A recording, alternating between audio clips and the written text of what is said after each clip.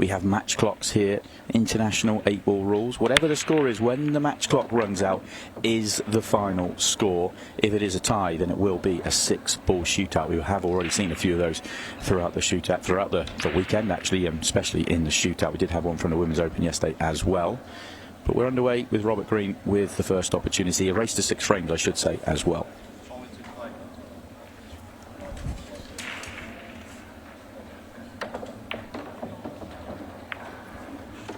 How big a challenge is, oh, that's gone wrong for him. How big a challenge is it going to be for the players to kind of deal with the stage that they're playing on here?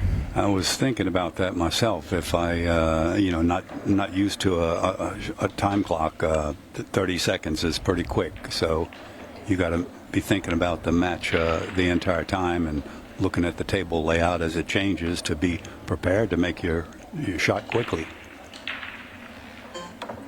Yeah, oh, what a shot. What a shot that is. He's still got some trouble and some problems, but manages to dig out a shot there.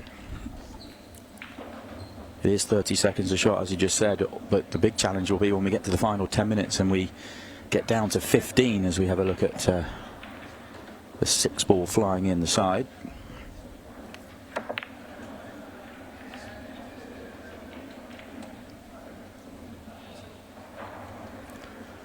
What's great about the tournament we have here, it is it's a straight race, it's an open draw, and you've got some world-class professionals playing in the draw and enjoying themselves against some amateur players out there as well, and the game can be enjoyed by everybody, and so far everybody we have seen has really just embraced it out there and had a lot of fun. Everything that I've seen and heard about Ultimate Pool is top-notch, and looking forward to hearing more things that are going to be coming America's way about Ultimate Pool. Yeah, plenty is on the way as well.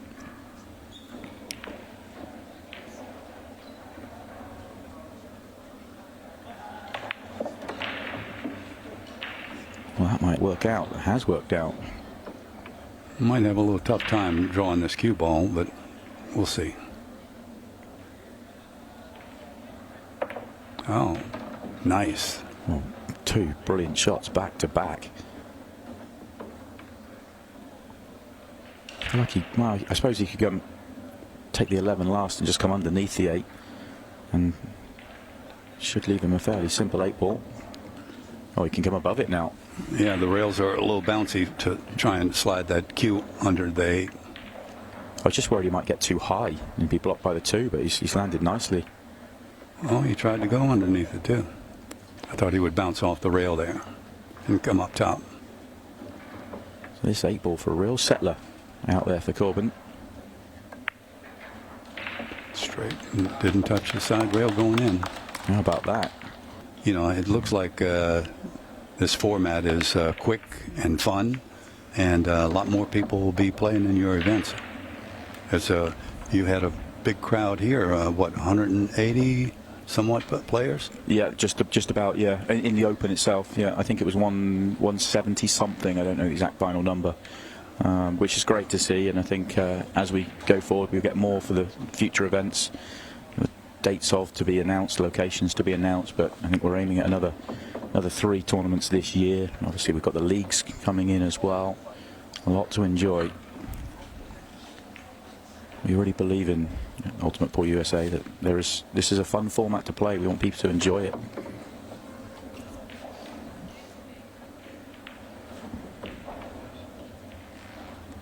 There's another good chance here for Robert. You feel 2-0 down, race to 6, time to get one on the board and get into this one and start to get some rhythm. Maybe take that 4 and then the 3. I feel like the connections are good here. He just may have to find a small window for the 6-ball. Hey. The good news is he's not moving the cue ball very far. Well, he's going to have trouble here. He's going to run into that 10, or if not, he's going to have to draw that cue ball between the 8 and what is that down there, 12 maybe? Yeah, he's just got it. If he can slide by it, he's fine. But I think you're right. He might be just going into it. Oh, he slid by it just like you said. Just brushed off it. He's controlled that well, and he is just on this. It's perfect, really. It's a brilliant shot. Maybe one more half a turn might have been absolute perfection, but I think he's okay. And he's got the 8-ball waiting. Yeah. Just played that with just a touch of English. And now he's straight in on the 8-ball. What a visit this is after the way he's played the first 2 frames. This has been brilliant. Yeah, fantastic. What a way to get yourself into the match. Obviously, we have the first of the winner's side coming up next. Roberto Gomez and Tyler Styer.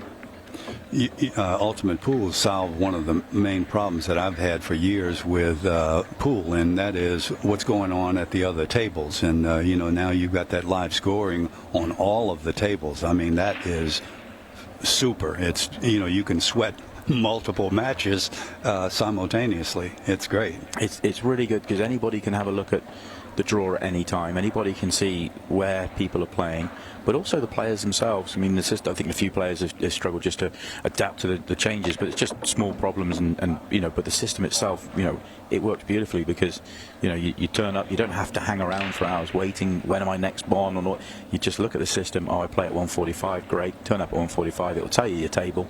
The tournament director will call you out, but you don't necessarily need to hear it. You can just look at the app, look at the website, and off you go to your table. Your tablet's waiting for you, and start playing. Yep. The modern world, get the technology to work. It's certainly a huge part of what Ultimate Pool are trying to do. Well, years ago when I did some commentary with Inside Pool magazine, the fellow that was doing the live streaming had some experience in television, so he would walk around the pool room and get scores on different matches and then feed that to me or Grady Matthews, and we would be able to share that with the public. But you're taking that job away, and that's fantastic. Yeah, it's there for you to see all the way through. Also useful for the tournament directors, and the referees running the tournament. They can keep an eye on matches. We don't want players to run too late and go deep into the night, and therefore on the outside table, we're playing on a match clock here, but on the outside tables there's no match clock. It's just a straight race to 6 or 7. But we have referees here that if a match goes super slow, they can be put on the clock, and the referee can go over and just keep that match moving. And that is really useful, just so that we can, the tournament runs at a nice time and a nice pace.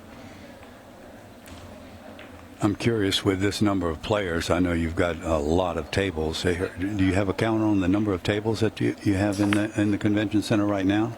For the tournament, 33. 33. 33 for the tournament. Nice.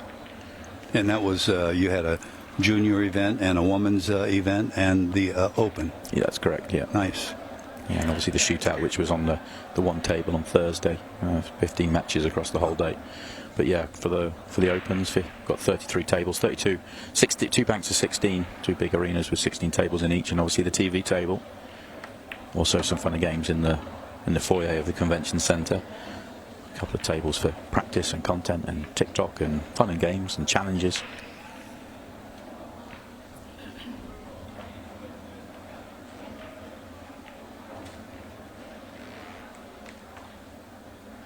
Well, another opportunity has got away from Corbin, although that was a much trickier one than the previous frame. So Robert's got a chance here.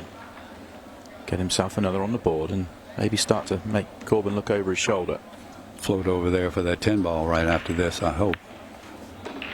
Didn't float over too well. He can still make it.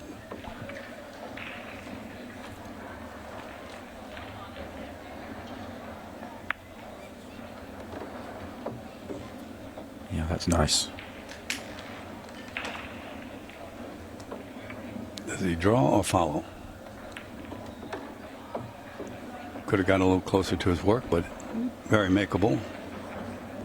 The rails are very fast. When that cue ball, when he cuts this 9 ball, I'm not sure at this particular angle, but on those steep angles, boy, when it grazes that object ball and goes down to the rail, you better have your speed control down pat.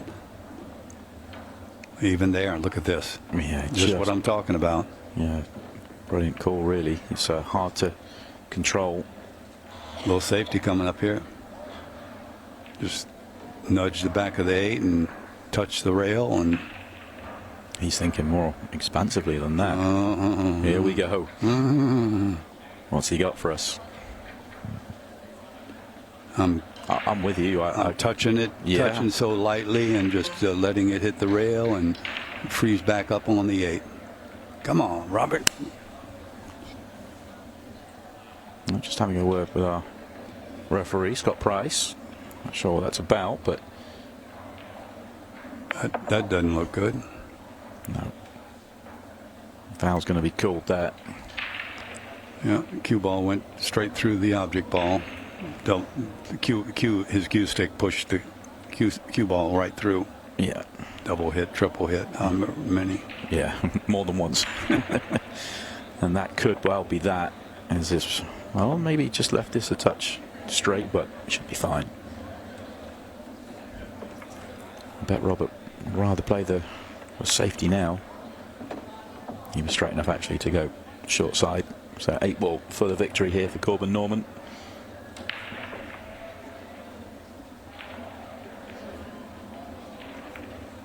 And it goes. A really entertaining match.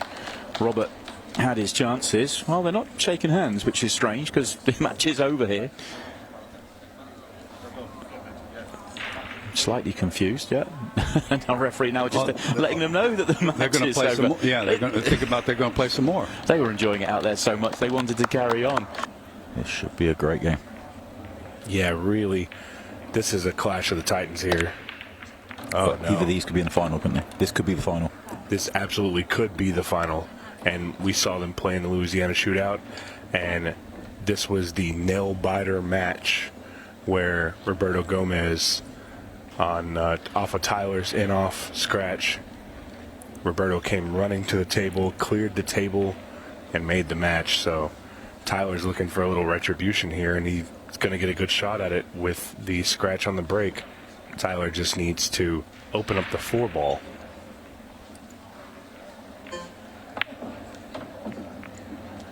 Which he's done perfectly. Yeah, really open the ball up. What do you think here for the 6? Do you think he's going to try and... Does the 6 go past it, or is he just going to play the 4 first? I think I play the 6 in the side. Okay. I draw off the 3 and then 6 in the side. I think the 4 will pass the 14. And really, if he doesn't like the 6 in the side, he can shoot the 4 and just squeeze in between the 6 and the 13, and he'll set up for the same pocket for the 6 ball. That's right, yeah. So he's got a few options depending on what angle he gets. And if he does play that, he can play that the last two balls as well. So you play the 3 up for the 5, then the 1, making a nice little circle around the table. Yeah. He just really needs to. The only thing I don't like about that, and he doesn't really have any other options, but you have one chance to get the right angle on the 4 ball. Yeah, but he's got a big window there, so he should be fine. He has a good cue ball as well. This is the first time we've had you in the booth. What do you think so far? I mean, you've played in the shootout. You've played on this table a couple times. I think for anybody who's not familiar with the name Shane Thompson, especially in the USA, I think they know it now. You've had a really good showing here. What do you think? Yeah, no, it's been great. I enjoyed the game. I could actually see myself playing this full time, to be honest. But yeah, we'll have to just see what happens. Absolutely. Well, Shane Thompson, of course, a very, very decorated Ultimate Pool Pro. You're a 4-time series champion. 4 times, yep. Could have been 5, but my old mate Chris got me in the final. Oh, Mr. Melling there. Yeah. Well, then he's not a bad guy to lose to. Heard he plays pretty good. He just seems to do me everywhere I go. So. Well, and Tyler here got the angle on the 4. Oh, and he opted just to play the simpler shot, just to run into the 13. I, for one, I don't like to be tree-topped. Very difficult shooting over this ball, especially playing all-ball fouls. But he's Tyler Styer. Yeah, he's a favorite. Just has to make sure you don't overrun this now. It's easy to overrun this. Especially when you're that close, right? Yep. Oh. Well, and he hit that one just a little shy, and it can be hard to work out the angles when the balls are closer. Yeah, I'm surprised he didn't come back out through the gap and play the 6 in the same pocket as the 4. Well, Roberto here has an opportunity. He plays the shot that he needed to play. I don't think we're going to see Roberto miss here. No, he's been really clinical this week. And off the scratch on the break, we really didn't expect to see Roberto back at the table. But he has an opportunity here to take back the rack that Tyler was trying to steal. And how important is the first rack in these situations? The races are races to 7. The first rack has got to really give you that big confidence boost, right? Yeah, it gets you settled into the match, and you get your arm going. Conditions, obviously, this table particular plays different to the outside table, so yeah, first frame's huge. First rack, sorry. Terminology's all over the place. I've said pot the ball multiple times, and that's something I've never said before, so it happens. We're just feeding off of each other a little. That's it.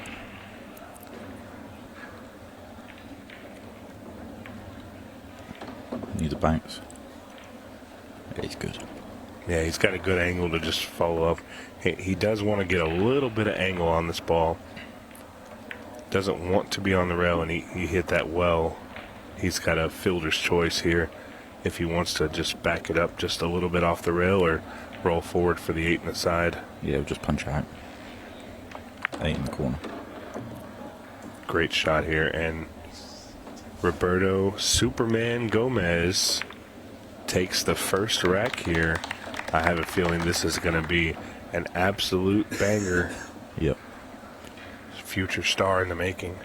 Yeah, I think because I watched the match, and I think if he slowed down a little bit, because obviously he's real fast on the cue as well. I think if he just slowed down a touch, would make him a lot better player. Yeah, and I think someone in that 10 years old. Yeah. Oh, he can. If he were to look at somebody like Tyler and look at that speed, that pace. Yeah. Oh, he could be so phenomenal, good. yeah. But as a kid, I played when I was that young, and I ran around the table like a maniac. Yeah, of course. It's just something that kind of happens when you're younger. Yeah, I'm sure he'll learn to realise it. If you just slow down a tad, he will be fine. Yeah, and Roberto here, 2-2, and I think is he gonna call the extension? No, he's just gonna shoot it. He's got a pretty good lay here. Yeah, the 4's a bit. No, 5. Sorry, 5's a bit horrible, but obviously you can use the 1 to break that out. Yeah, absolutely.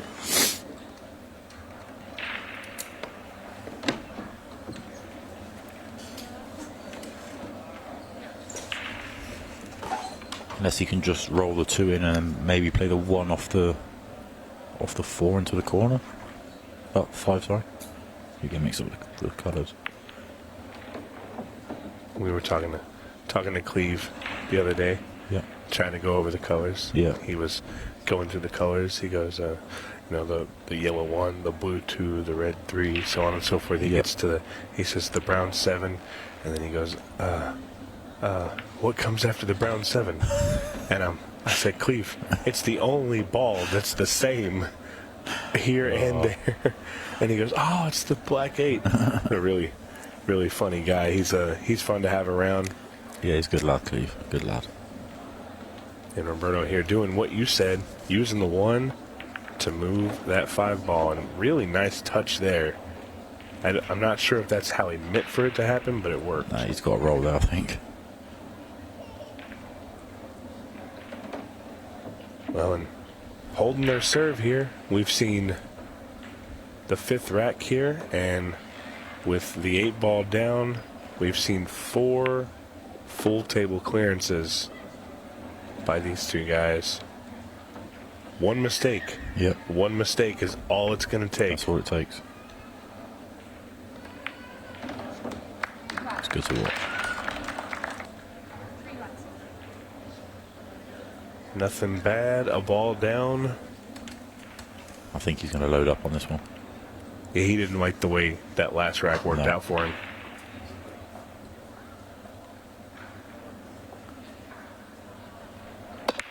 And you called it. Yeah. Big break there. everything moving. A little bit of an issue on the 2 and the 10, but the 2 ball, I believe, passes in the corner to bottom left. And I think the 10 ball goes right if he decides to go stripes.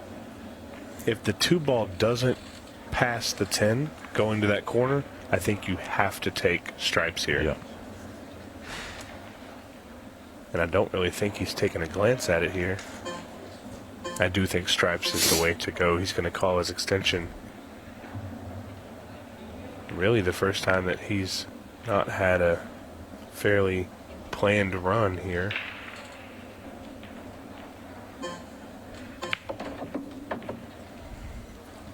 Oh. That's not good. Yeah, the angle he's got is not going to be helpful for that. I think I would shoot the 9 here. Well, could he not bump the 2 off this shot? I think the angle's just a little too deep. What about if he played it with a bit of left-hand side to straighten the cubal up? Yeah, even with a little bit of top, maybe a little left. I think he can reposition on this shot. Yeah. And I think that's the way to do it. You're going to use this 11 ball, cut the 11. It's a little bit steeper than he wants to be. But you've only got one chance now, haven't you? If you don't get it this time, then you're pretty. Yeah, you're in trouble. But the nice thing is if he comes up short, he can play into the rail after he shoots the 12. Yeah. He's going to get the same angle. He's got a little better now. Now I think he can get play the bump. shot. Yeah. He's going to want to cheat the pocket to the left side just like that. Oh, no. That's no good. This could be the mistake we were on about. Yeah. And Tyler, I'm sure, is salivating in that chair, waiting for his opportunity to get to the table. There's not even a kick shot available, I don't think. It doesn't kick anywhere. You're looking at the banking to the side. Well, Roberto is very creative. Now, this is a close shot. He's going to have to come into it at an odd angle. He does not have an extension. No, that slid so much. Tyler's in complete control of this rack now. I think his only saving grace here for Roberto is that he left the 2 ball at such an angle where it's difficult to get to the 5 here. And that's really where you want to get to the 5 is this with this 2 ball. But he can work his way up the table and then leave the 2 and the 5 as the last 2 balls maybe. Taking the 7 ball here and then can work the rest of those solids. And he'll just have to get good on 1 ball, and he can steal this rack from Roberto and possibly steal the match. Yep.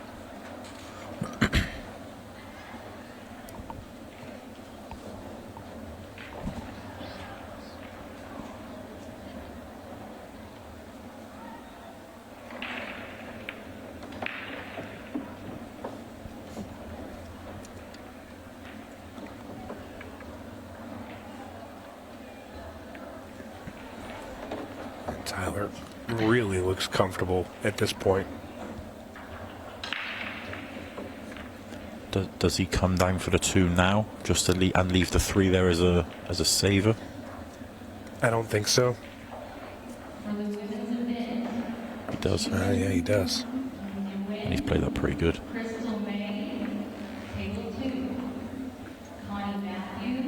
That's a good call there. Making sure that way if he doesn't quite get there, he's got another opportunity at it.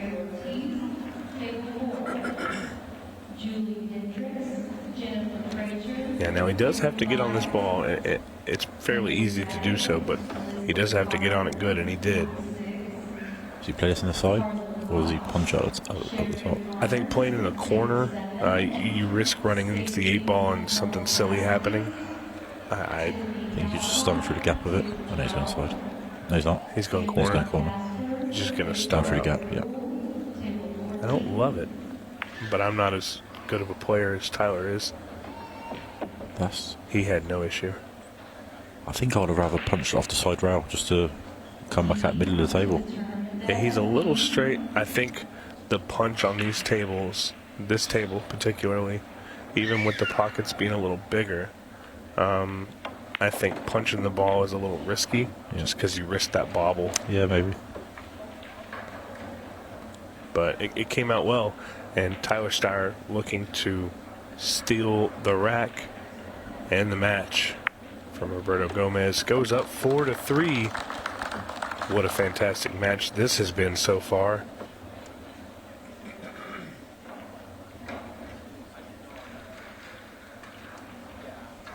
Sideball break. Oh no, he went head on. Oh no. Just got dry. When this isn't not what Roberto wanted at all. And could be, I think this is game over. Could be the nail in the coffin that sends Roberto to the B side. I think 10 ball first. You like the stripes here? Yeah, I like stripes. Obviously the 2's a bit tricky where it is with the 10 there. He's going to take the 15 here. I like your idea of taking the 10 ball. Just because that's the worst stripe on the table.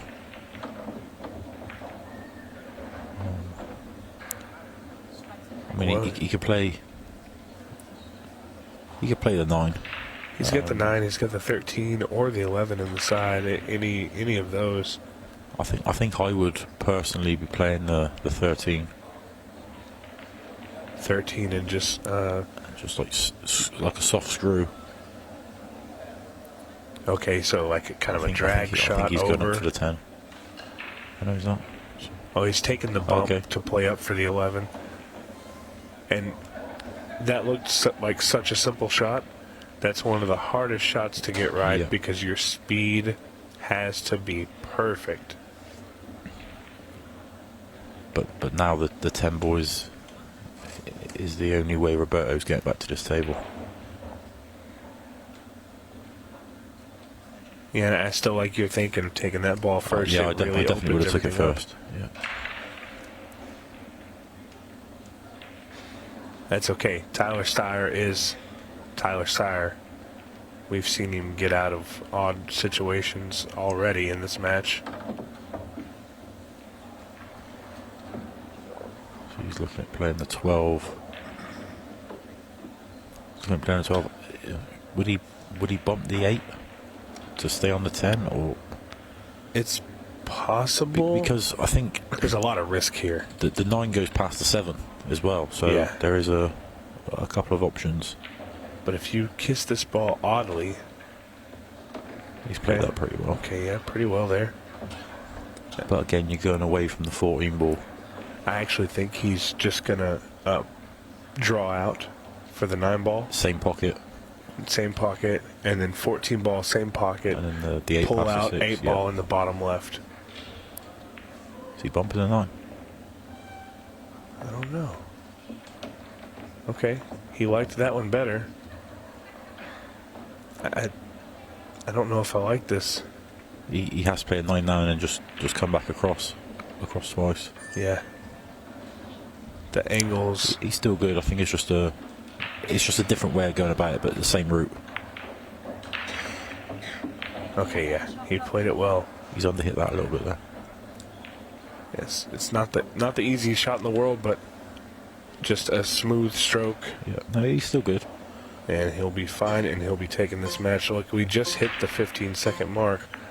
I really hope that it doesn't come into play. It's not going to. Just for one shot. 8 ball in the corner here. Don't let the time clock get you, Tyler. He's good. 7-4. Roberto Gomez is going to go to the B side. Tyler Styer advances on.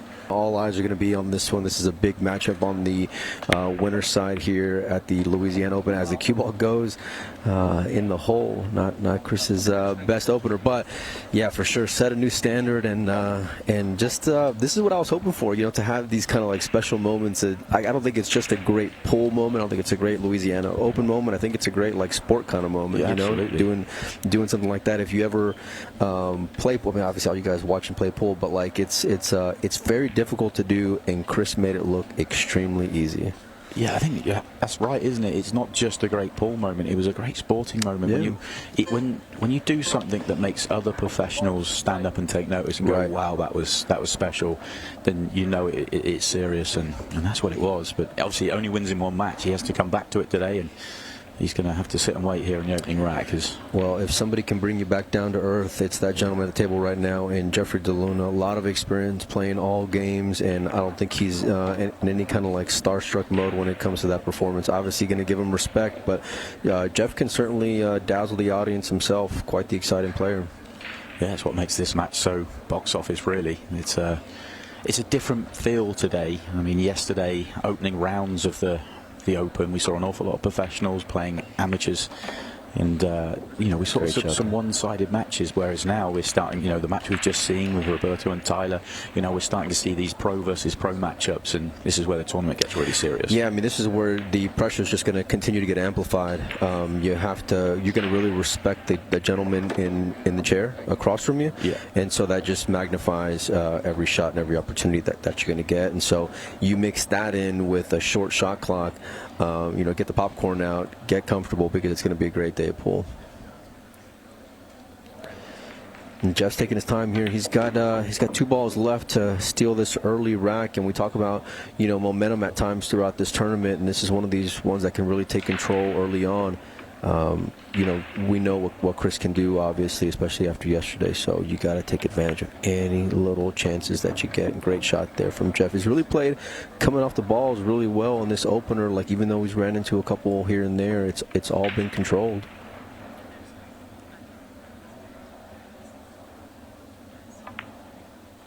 I saw DeLuna warming up earlier, and that was within the last maybe 45 minutes or so. So definitely not taking Chris for granted by any means, and making sure he was loose and just ready to compete. He came across a little bit. Cue ball's kind of bouncing around. Gonna have some work to do here, but he's at the table, which is what he wants. I think solids look pretty good for him. Stripes not so much, but he's got a great opener here on the 2 ball, and everything else seems to be pretty solid. No pun intended. Yeah, be glad to get a chance at the table, having to watch the first 2 racks, but wasn't the best of breaks from him, but he'll take the outcome for sure. I mean, the layout's lovely. Yeah, it looked like it was going to get a little messy there, but he came out the better of it for sure, and this is why we love watching Chris. Well, at least this is why I love watching Chris. He doesn't mess around, doesn't take any time. I know we heard or saw 13 minutes yesterday, but for me, it's just so easy on the eye, and it's just exciting to watch. And part of the reason why he can play at that pace is the brain more than anything else. He sees the game quickly. He's able to work things out, and then he can just execute. Yeah, look how perfect he is on this 5 ball here. You have an option of whatever it is you want to do, whether you want to play for the 3, you want to play for the 7. You can pick your option there, and just like you said, just the way he's able to kind of process everything, and then you have the 1% of 1% execution that he can do. It's just it's a real treat for all you fans being able to watch this. That's the most you'll see Chris Melling move the cue ball, by the way. Yeah, he got it slightly wrong, didn't he? Yeah. Just had to work a good cue ball there, but nicely done. But I like it though, no emotion. He knows what he has to do, and it's just a hanger. He puts the 8 ball in the hole and getting back in this game here. Yeah, we got to see him in the shootout, and that experience will help him out there because he's had a taste of that match clock and the short shot clock as well. Yeah, we see what he's like in the Open. Oh, he's threading the side. It's the second time he's come across the ball. I mean, he lost the cue ball on the first rack, and it cost him the frame, and he's only a little bit fortunate on the next 2. Yeah. At the moment, both are playing at such a level, it feels like who gets the chances is going to take this one. At the moment, no doubt that Jeff is breaking better than Chris. He's looking to see where he comes off of this 12 ball after he cuts it in on the side, and he's probably going to need 1 or 2 shots to get in line. But oh, what a way to play it there, Chris Melling. Nice shot there.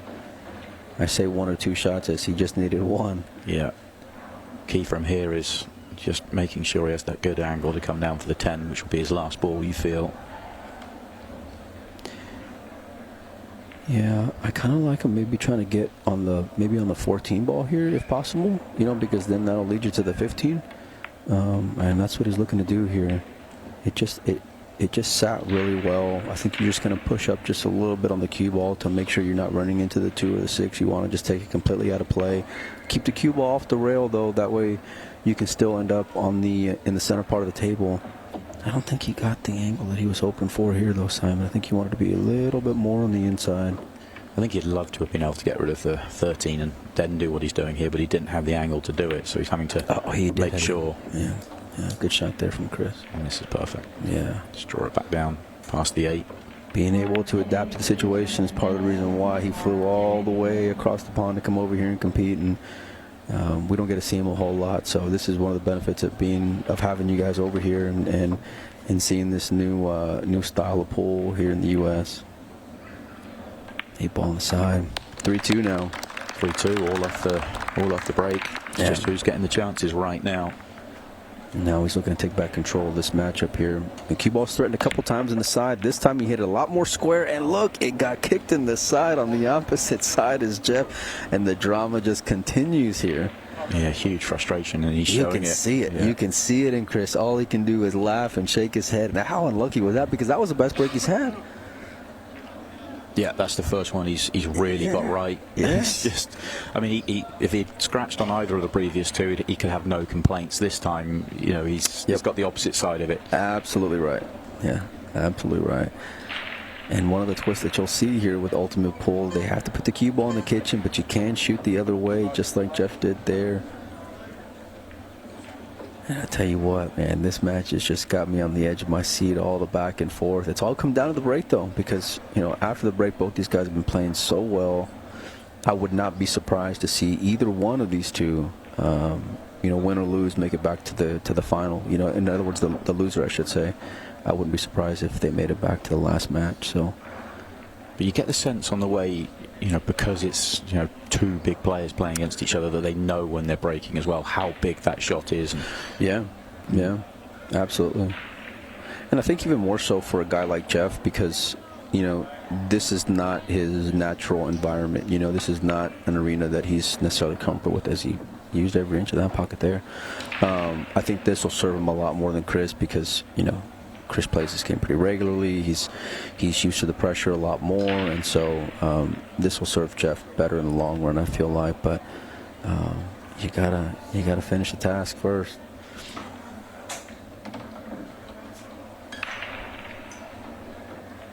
Okay. I don't think he's out of the woods just yet here. It doesn't feel ideal. No, it doesn't. It really needs a good cue ball. Well, it's also because of where the 8 lays. You have to make sure and get good on it, and so the 7 ball blocks on the left side. The 6 ball's right there. Got to push it on the right side. It goes up where the 1 is at, but you got to make sure and put the cue ball in that position. So let's see how he hits it. Good shot there from Jeff. Wow, well played there. And drew back with just the right angle. Yeah, couldn't pick it up and put it better, could he? Right, yeah. Could not agree with you more. Ball in hand position, 8 ball on the side here. There it is. Yeah, another one off the break. Jeff DeLuna this time off the Chris Melling break. Back in front, 4-3. Well, Chris is back against the wall here. Has to find a ball. Yeah. No. How many different ways can that ball almost go into the hole? And is he dry on top? It looks like he is. And that might be the last break there from Chris Melling on the winner side of this tournament. I think when Chris, if Jeff gets out here and Chris looks back at this match, I think it'll be the break. I know he had one which was really unlucky, being kicked in off, but he's had 3 breaks where he's hit pretty bad in terms of he really lost the cue ball, nearly gone in the centre pockets, a couple of times now. So he's that's why he's had less chances. Agreed with you, and it's those mistakes are what's going to cost you a match, going to cost you a tournament, especially when you've got a player like Jeff, and there's another, let's say 8 to 12 other players that can do the same thing to you here in the tournament. So you're going to have to really get that buttoned up. Nice shot there from Jeff just to open up the 5 ball, which was an issue. I mean, what's Chris had here? 6 breaks. He's made two breaking runs. He's been in off. Yep. Twice. Yeah. Dry a couple of times as well. So it's just tough. And just the one from Jeff where he hasn't broken run really. So yeah, the standard's been great otherwise from Chris, about what you expect from a player like him. And it's just those big detail. The break is what cost him on this one. And but again, kudos to Jeff, because every time he's got an opportunity, he's kept his poise, his execution. He's played phenomenal, and played about what you expected from a player like him. And so this is the only time he's worried about the shot clock here. He's looking over his shoulder, but he's played just outstanding pool. It's been mistake-free. Oh, no. Just as you say that there, wow, Simon, wait a minute. There's just one more twist left in this tournament. How do you end up in that spot of the table out of everywhere? It's my first bad commentator's curse of the weekend. Wow, the minute I say it, it's been flawless. You got so much room to get into there, Simon. I don't understand why you get in that spot. He just wanted to get absolutely straight. If he gets straight in, the job's done. His frame's over, the match is won. And I think he was just trying to get to the straight, and he's just got it slightly wrong. Boy, just as we say, he's done everything he needed to do. Oh my. Wow. Oh, Jeff DeLuna digging deep. What did I just see? Did he just go with the Z shot, the Efren shot on the bar table? Is that what I just saw here? Oh, that was incredible. Oh my. And the reaction is brilliant. He just walked around the table like it's nothing. I think I heard Chris's heartbreak over there from all the way over in the comments box. And he was stood up watching it he as well. Was, he was invested in that. Oh, what a man. Shot. What a shot. Let's have another look at it. This is amazing. He goes with the Efren on you. He hits you with the two-railer, and the three ball just goes right in the hole. Shot of the tournament right there. That is incredible. I wonder if we could take that magician patch off of Chris and put it on Jeff for at least the rest of the day. Yeah, he's stealing it away. What a shot there. And just as when you think Chris has got a chance, Jeff DeLuna says, sit back down. I'm getting my place here in the winner's qualification. 8-ball for it. Wow, what a match. What a match. Brilliant stuff from both players, it has to be said. Jeff DeLuna, though, getting more of the chances and really showcasing his class, and that final out was special. It is race to 7, 50-minute match timer. And here we go.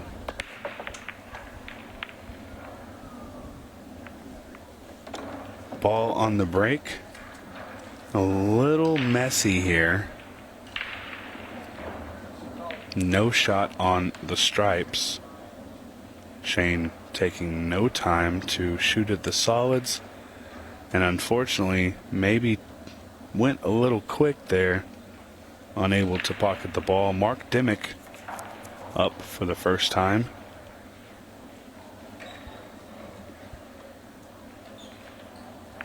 And he's going to be the solids here. Good pot.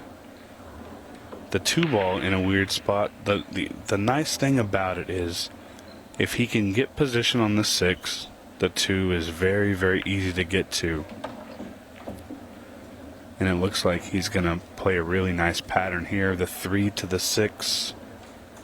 And then 2, 4, 1.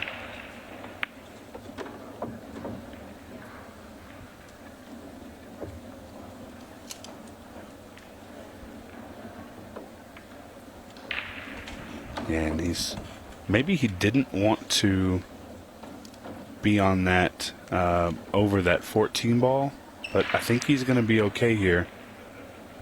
Trish watching for the movement on the 14. No foul there. He's good.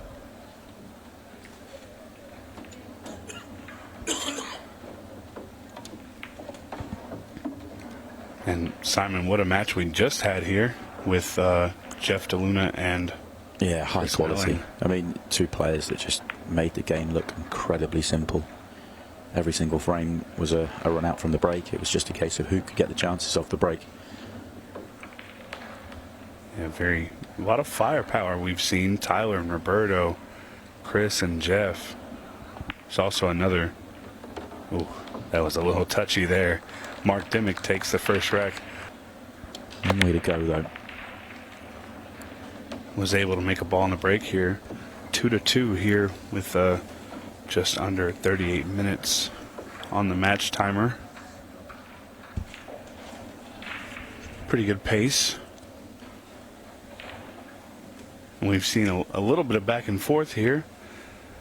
So I feel like this is really important for Shane to get out of this rack. Don't let Mark at the table try and kill some of that confidence that he gave Mark in that last rack.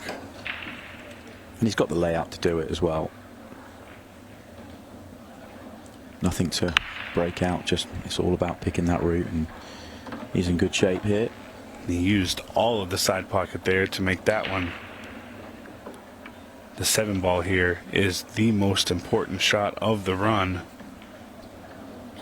He's got a little angle on it here, but I think he's taking it with the extra angle because he doesn't want to make it worse by shooting the 5 first. A little quick there. Yeah, he's missed that by a long way. And I didn't see the shot clock, but I think maybe mentally in his head, the shot clock may have rushed him there. I think it's one of those situations where the 30 seconds is a long time, but when you're not comfortable with it, you're always worrying about it, and you see a lot of players shoot a lot quicker than the 30 because they're rushing, because they don't want to time foul when they don't need to. Maybe in a situation where in his head he's been thinking, oh, I've been thinking about this shot for a long time. I don't know how much time I have. Maybe he hasn't looked at the clock. And well, this is, oh, that's not great from Mark, but this is a strange situation because there are, there's a huge clock out there. Players should know exactly where they are at all times. You've also got 7 screens in the arena that count down the final 5 seconds for you, and you've got beeps, so you should never really not know where you are. But what you find is players that get really comfortable with it is they'll know how long they need to shoot when they get down on the shot. And you've got players that, they can get down with, 3 or 4 seconds left, knowing that their natural, time on the shot will play the shot in time. So you end up not rushing. That's a good recovery. Assuming that still goes to the bottom. Or does it? Oof. That's tight. Yeah.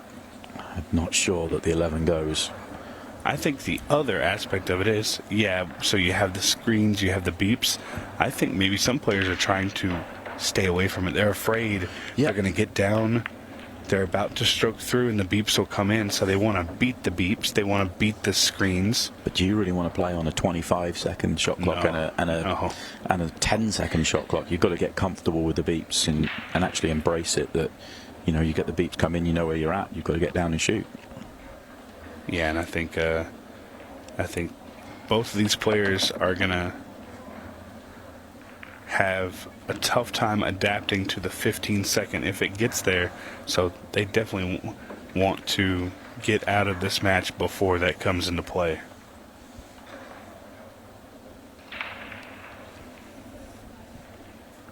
And what do we have here? Just going to try and play it behind the 7. Wasn't able to get there. The 4 ball is definitely makeable in the bottom left. And Shane here with a big opportunity to take the lead.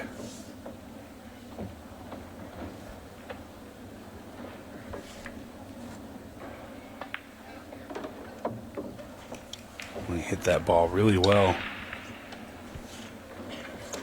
And I really like the way he's doing this. He is going to play shape onto the 8 ball, probably from the left side of the table. And just in case anything crazy would have happened there, say he missed that ball, he completely blocked the 11, so he's really playing smart there. And a great out by Shane Doomsday McMahon. And I love the standard. I love the dress code requirement. Everything here. I spoke with Kyle Ferguson, who is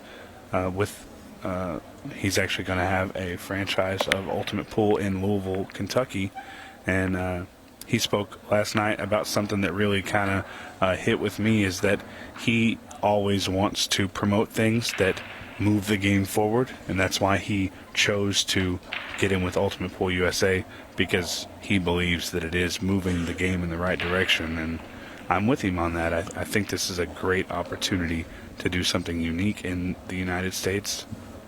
It's been a lot of fun so far. I think everybody that's been here and embraced it has enjoyed it. I think it's been great to see. Well, this is the first opportunity to go and win the match here for Shane McMinn.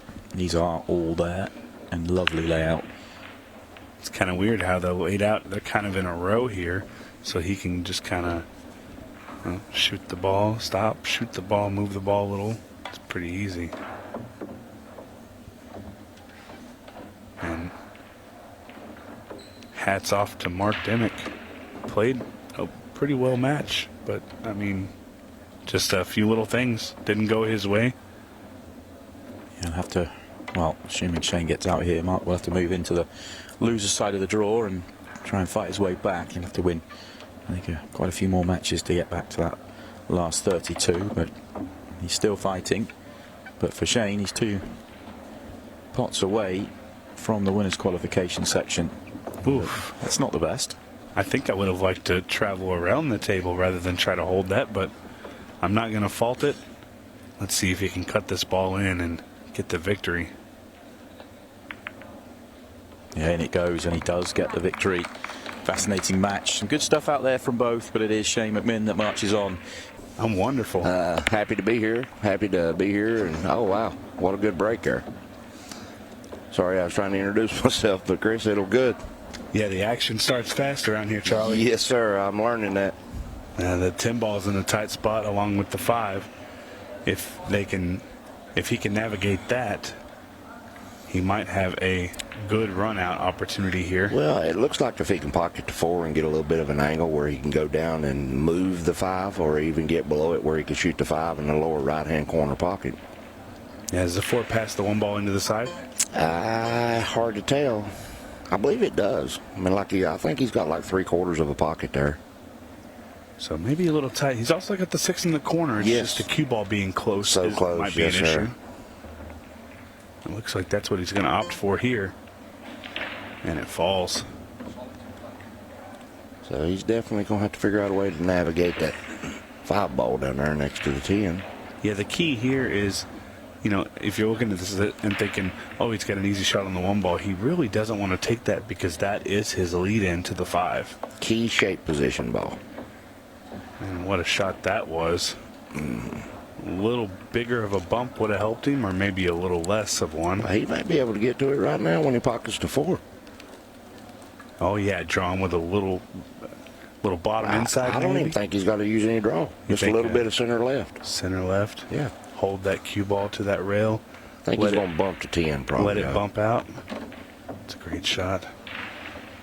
Hey, I got one right. Imagine that. Is he going to try to shoot this ball on the side right now? I'm not sure I like that. I think I like playing the 1. Yeah, but, the 7 ball's delicate. I mean, you need to be able to get kind of straight in to shoot that ball in the corner. Yeah. And to let the pocket be as big as possible by the 9. Absolutely. On the 7 ball. And if it was almost straight in, at the speed that he hit the ball in the side pocket's the biggest that it could be. Yeah. Well, in here, he set himself up with a pretty simple, just almost a stop shot. Yeah. Hey, he banked it in. Did you see that? He did bank it in 2 rails. Yeah, and players, once they learn the pockets can be manipulated a little, the other player, Brian, has to shoot away from the 7. Some kind of 90, something beyond the 90. Yes. Like the tangent line, like what we teach here in America. Mainly because if the 7 ball would have moved at all, yes, sir. it is a foul. I want to make sure I get it correctly, but I believe it's a foul because it's a touching ball. Yes.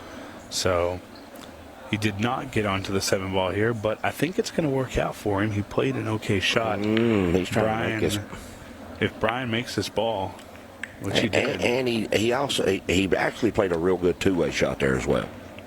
Yeah, absolutely. So he took the 14 away from Chris in case Chris missed the ball. Yeah, and Brian's got an opportunity here to get back in it, 2 to 1 if he goes ahead and gets out here. Yeah, Chris could be looking at this and say, "Oh, I made a bigger mistake than I thought I had." Sometimes. So there's multiple key balls here that can be used just because the 8's in a good position that you got 3 pockets available. I like the 5 ball because I feel like anytime you can move the cue ball forward towards your shape on the 8 ball. Absolutely. I feel like it works better that way. I don't like drawing to my 8 ball shot because, in my opinion, I think it's easier to mess up You know why? on the draw. You're not using that accelerated stroke. Probably not.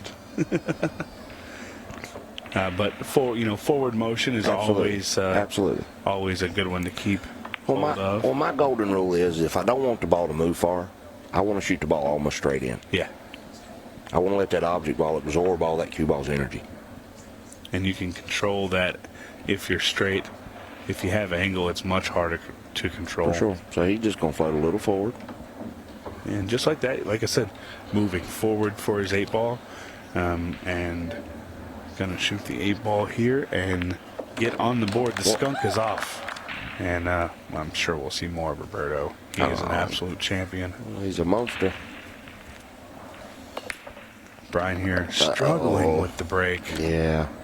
And it was a phenomenal break other than the scratch. Yeah, if he did not hit it quite so much to the right side of the rack in our perspective, he would have hit the side rail and the side pocket would have been so big. Yeah. So something that a lot of people don't realize is like on the mishits and high English breaking. If you're not making the ball jump back past the side pockets and the ball's jumping back close to the side pocket, from side pocket to side pocket, straight across. The line across the side pockets, yeah. Well, that high English, the cue ball arcs and it turns in that side pocket. Now it's coming at it at a full pocket. Yeah. Where it's as big as it could be. Yeah, no, you're absolutely right. And that's why we do see so many people, they try to do the squat. They have a little bit of angle, and it hooks right in the side pocket. You have to make the ball jump back at least a half a diamond above the side pocket. The perfect break box above the side pocket is like a half a diamond to 2 diamonds, making that ball jump in that 1.5 diamond zone across the table. Oh, and So Tyler, it's a delicate little position here. Chris making quick work. Oh, wow, good shot. And I think he's going to have to. Is he going to have to bank it, or can he just? I think what play he's going to this do. ball? No, I think he can make the 9 and just kind of stun into the 8. The 8's going to hit the 4 and basically stay there. And the cue ball's going to float to the right side of the table, and he's going to shoot the 8 in the side pocket. That's a good call there. Let's see how it works out. No, he couldn't hit the side of it that I thought. Now, what do you do here? Do you cut this ball all the way down? Absolutely. You just got to pay attention. I won't say what we normally call them in America. He's got to pay attention to the point. Yeah. Of the side pocket. Yeah, definitely don't want the 8 ball clipping the point there. This is a big shot. Yeah. Big pocket if he hits it at a little bit close to pocket speed. Just got to miss that point. Oof. Yeah, and he did not. He caught all of it. Sent the 8 ball across the table. So, Stevens, when I teach on those super thin cuts like that, I don't address the cue ball at center to the edge of the object ball. I address it edge to edge. Really? With my body line. I put my body over on edge to edge. That's got to be a learning curve, I think, for most people. But if it works, most people, when I finally get them moving, because it's about a body line. Aiming's done about a body line. Yeah. The way you walk in on the ball. And because most people hit cut shots fat. Yeah, I can agree. Well, if you just start moving over a little bit, like move over 50% of the cue ball to edge and walk in and see if you're still hitting it fat. Yeah. If you're still hitting it fat, then start addressing the ball at edge to edge, and I'll guarantee you start cutting thin cuts a lot better. Yeah. I do pretty well with my thin cuts, so. You just missed the straight in ones a lot. Yeah, I missed those too, for sure. Absolutely. Oh, what happened? I'm sorry, I got to talking. Well, here's what happened. Chris fired the 8 ball in one rail. And great. Look here, we get the replay. Darren Appleton is back here in the Louisiana Open, and it's a big matchup here in winner round 2. He's taking on Kristoff Lambert, and it should be an absolute belter. 50 minutes on the match clock. It's a race to 7 frames, and it is dynamite to get us underway with the opening break. He makes a ball. Who's going to get the first opportunity? Simon Webb and Collins Newey with you for this one. Great to have you back in commentary, Collins. How are you? Really excited for this one. I had to win an arm wrestle against Molina Mike, which everyone knows that was easy. But, yeah, really excited to see these two get off and show us some good stuff. Look at the opening shot here, though, from Darren. Really limited on his options here. And a lot of traffic on the lower left corner of the table. I think it's fair to say Darren kind of really built throughout the shootout. Got off to a slightly slow start, maybe in his own words, said he wasn't really concentrating too well out there, and managed to survive, get through it, and then started to really build and find his best stuff as the tournament went on, which is a great way to go about it, really. You want to play your best stuff in the finals. Well, I'll tell you, I probably missed out on some of the best stuff that he did all night, because when he was down 4-1, and I was sitting in my hotel room watching it, I ended up turning it off because I didn't think there was a chance. I made a major mistake there. Yeah, huge turnaround. That was against Roberto Gomez. Not going to take this finish on because he's very congested. He is going for that second ball break, and it was a feature of the shootout, actually. He did have quite a lot of congested layouts, certainly early on in the tournament as well. Looks like a pretty smart shot there. Obviously, Stripes pretty well dominating the lower left-hand corner of the table with the 15-ball cover in that pocket that the 2 is sitting in, and the 10-ball causing traffic for the 5-ball as well. So I think it's likely to see a few innings here in this rack. For you, what was the match of the day so far? There's been some really good performances throughout the day. You know, we've seen some good matches. I think the one that really stood out, though, as sort of special standard has got to be the Melling-DeLuna match. Obviously, Jeff DeLuna getting the win, but it was flawless in terms of, well, the only mistake was made was a positional error from Jeff DeLuna, and he still got out from that position with a special shot. So. Yeah, I saw that unbelievable shot live, actually. That was pretty wild. But every single frame was a run out off the break. It was very special, and he just got more chances than Chris did. They both played at a great level. Nice little shot there from Darren. Not really changing anything for the rack for himself because he's got a really advantageous position with his grouping. And a good return there from Kristoff, potentially creating a little bit of traffic for that 12-ball, other than the fact that the entire right side of the table is open.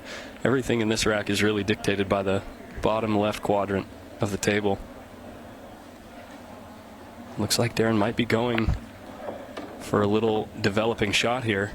And if he winds up on this shot, if the 14 passes clean to the 4-ball, wind up, blast it all open. See how this shot turns out. Oh, he's eyeing it up. You make contact with the 4, you're guaranteed to have, the next shot at the table. It's not guaranteed to open up nicely for him, but he's probably going to give it a good chance.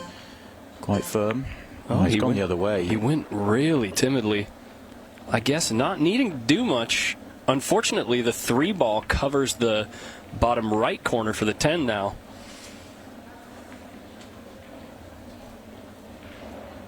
Wondering if there's some type of 3-ball combo that he could play with the 10 into the 4 and the 14, but then how do you guarantee another shot after that? Oh, he's opening things up here, playing a little rail first shot on the 14. Oh, wow, he didn't go rail first. He went ball first, and it killed the cue ball. Yeah, digging pretty hard, isn't he? Trying to find a way.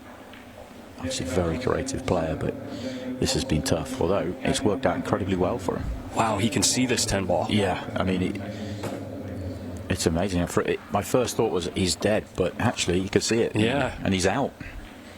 Well, he should be out. He's come up a little bit too far here, but still should be fine. He's just got to get the cue ball on and off.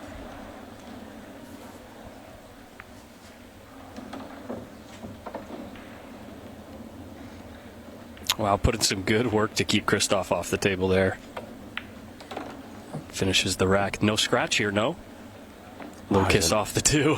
A little fortunate there. Holds up his hand just to acknowledge that was a surprise to see him hit the 8 like that, but it's all worked out. And, well, he dug pretty hard and he managed to get out, which happens from time to time. Looks like he's just going to slow it down though and wait for a slightly better opportunity. I like that a lot, especially, the 9 does have a pocket on the upper right corner of the table with the 10 ball offering access to it. But just to be sure that you fall right in line, it would be a lot easier to do to start off with ball in hand. And this is a tough kick.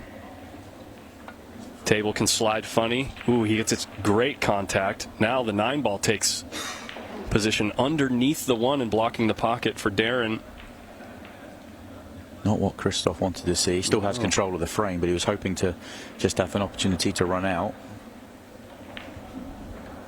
Yeah, he left a really tough kick, and Darren hit it great. And there might be a gap here through to the 6, although what next? I'm not sure what good it does. So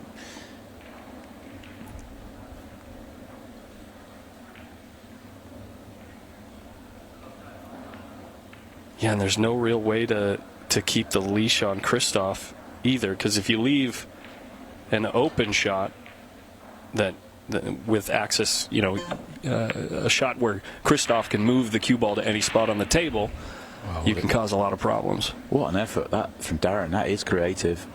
Tried to pot the six with the carom. Yeah, and that opening up the 1 in the same shot, and that is a brilliant effort. And it just stops a roll short.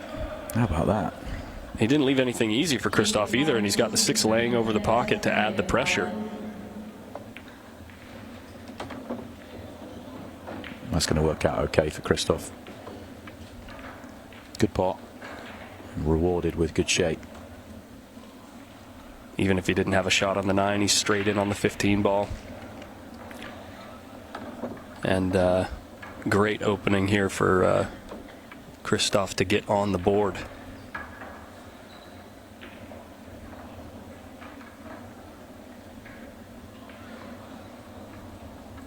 Kristoff played a couple of matches in the shootout, and he's obviously a couple of matches in here in the Open, but he's played a lot of pool. He was here a couple of days beforehand and really putting some time in on the practice table. He's also played a lot of the mini tournaments. He's really kind of very dedicated and put a lot of time in on the table just to get comfortable and get the feel out there.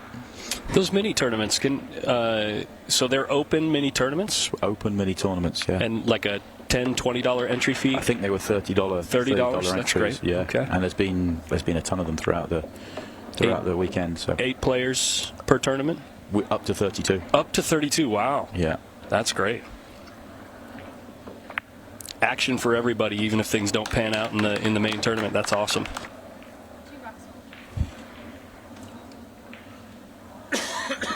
Now, is he breaking from the same side here that he has been?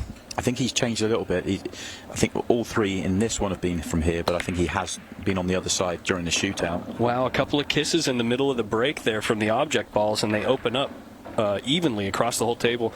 A ball just flew in that top left corner. And it's a great break from Darren Appleton here. You can go either way here and have no issues at all. Yeah. When I break like this against Mike, I say, free money.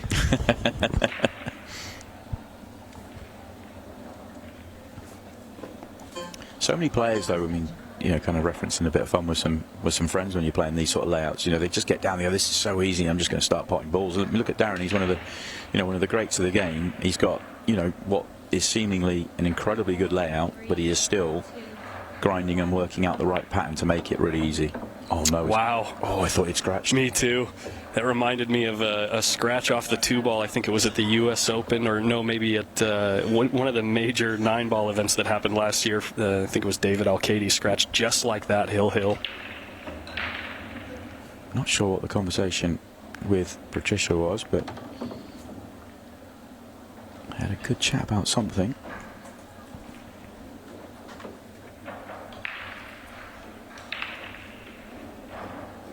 Going with the solids here, just checking out how he can use the 2-ball to get back up for the 5 and 6.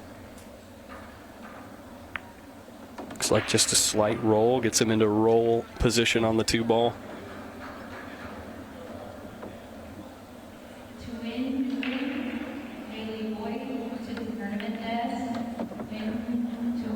Yeah, Yeah, finds a real nice angle here on the 6 ball. Nice punchy stroke here. I'd say this type of stroke at the pro level of the game, they just make it look so easy. And it is easy for them because they practice it so much. Oh, okay, so he just stops the ball. I thought he was going to do something, punch to play the 5 in the same pocket, but obviously my eyes didn't see the other side of the table. It worked out for him though. This 8 ball go back in front. Nicely done. Trading break and runs. And Cory did, just as we go see the scratch, Cory did win in the deciding frame as well. Wow. So, tight matches. There is still a couple in play, but majority have finished, so we'll know a winner's qualification round and the matches that are going on within the hour. Yeah, and I just heard that the match that I saw between Billy and Ernesto was at 4-4, and I guess Ernesto didn't win another game. Billy sealed the deal at 7-4. Yeah.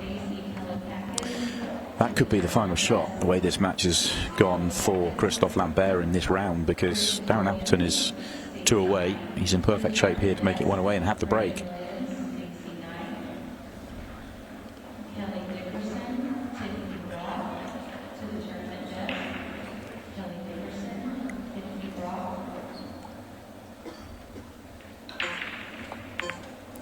Interesting shot there to take such a thin cut on the 15 ball and use the 5 ball to manage ideal position on this 11 ball on the side to open up the cluster involving the 14.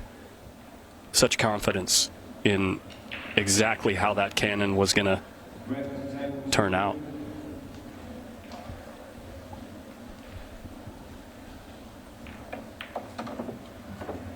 It looks like the 14 goes clean.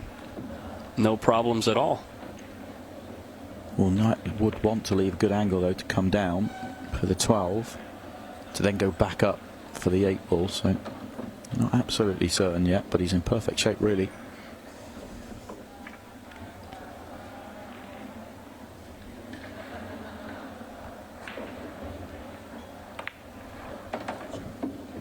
Needs angle here. I would certainly say that this is less than ideal. It is possible to swerve the cue ball a bit on the way to the 12 or maybe play rail first. The thing that's making this shot really complicated is where the 6 ball lays. You can't shoot that 8 ball up past, into the corner up there. So he's got to get some type of shot on the 8 in the side, and he does play it rail first with stun action on the cue ball and slides up perfectly to cut the 8 in the side. What a great shot by Darren Appleton. Major surprise to see him have to come up with a big shot, because he got a lot further down the table than I thought he'd even try. Sure. All these scores, all these matches, they're all available. UltimatePoolUSA.com. Go to live scoring, and you can see every result from every tournament here in Louisiana. It's a very clean layout, very easy to use, and easy to find the information you're looking for. Good work, whoever you guys had put that together. Yeah, it's a big team. It's Ultimate Pool. There's a lot of people involved, but yeah, it's great. Dry break from Darren, though. Just a sip of a breath for Kristoff here. Well, Kristoff has sat and watched 4 straight off the break for Darren and had to take it, so he now knows what he has to do. He has to do exactly the same and take it back to Darren here, and he has the opportunity here in frame 9. All you got to do here is play perfect and hope that your opponent makes mistakes or the break doesn't work for him. It's no problem. Yeah, all you got to do is play perfect and hope that you get a little bit of help from your opponent. Hope the other guy doesn't. Yeah. But the thing is with great players, you've like Kristoff Lambert has run 5 racks off the break on the trot many times in his career. It's just when you have to do it and you need that help from your opponent, it's not that easy. Look at him moving the furniture here, trying to break out the stripe that was on the bottom rail next to the 2 ball, trying to do a lot of things with the same shot, and a pretty risky play, a little gambly there, and you're seeing the worst end of it, I'd say, with the way things turned out. Got to watch the foul here. Really nicely struck, but doesn't get enough energy into the 11 ball. Oh, and it is a foul in the end. Didn't hit a no rail. That's, I didn't even notice he didn't hit a rail. Yeah, and that will give Darren the opportunity to go and win this match, although he's got some problems here at the bottom end. He may not even be trying to go here. Yeah, just leave the cue ball on the short rail. Take the 5 ball is going to want to roll towards the pocket after the combo there, and you leave almost nothing for the stripes unless the 10 is cuttable in the side. I'm not sure if the 4 ball's quite in the way, but I can see that there is a window between the 13 and 6. And it looks like he's eyeing up the 13 ball. Maybe he's got a window to shoot it in the corner, and that he does. A lot of action on the cue ball there. Now got to find a way to disturb the cluster there with the 12 and 2 at the short rail, the foot rail of the table. Needs angle, and he's got none. He's dead straight in, going to have to judge perfect speed on a draw shot. Although, with the size of the pockets, you can cheat the pocket a bit and get a lot of what I call lateral movement out of the cue ball, not on the shot line, if needed. Yeah, I just felt he needed an angle to be able to come down and break out the 12, which he can't really do from here, even if he did use the pocket.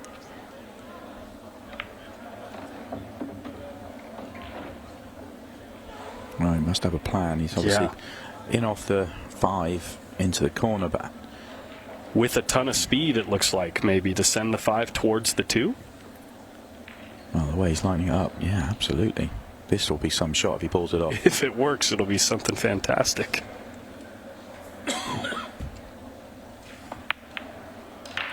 Yeah, got way too much of the 5. And to be fair, it was a lot to ask, but he was in one of those spots where you gotta go. Those are the sort of spots when you're with your buddies playing a few racks, you kind of, it's entertaining, it's fun. You kind of like, right, I get to come up with something crazy here. And if it works out, you get a style on your boys. Yeah, exactly. But when you're playing in a big tournament, it's not what you want at all. No, not at all.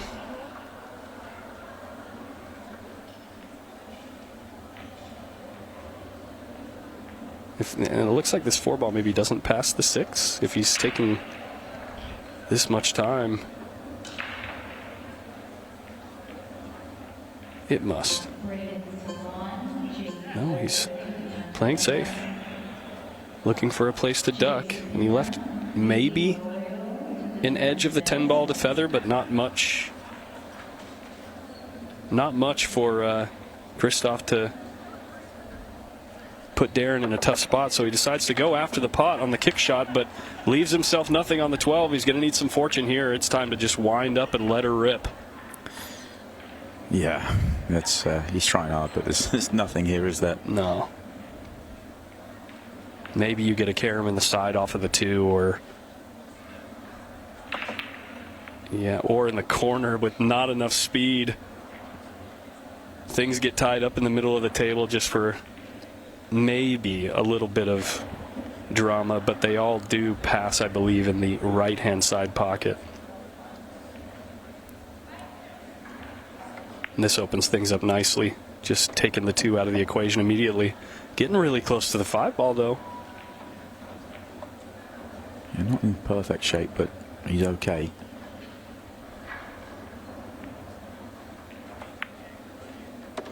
Nice cue ball there. Kills it nicely off the rail. All the options in the world here as far as where to lay the cue ball for the next shot.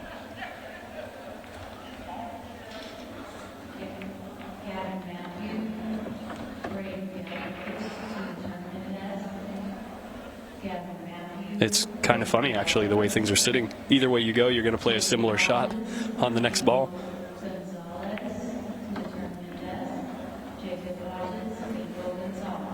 Yeah, he's in absolutely perfect shape here, and this should be job done for him. Moves him through to the winners qualification stage. Kristoff's going to have some work to do. He's going to have to go through to the losers side. He needs to get through a couple of rounds to get back into that loser qualification match.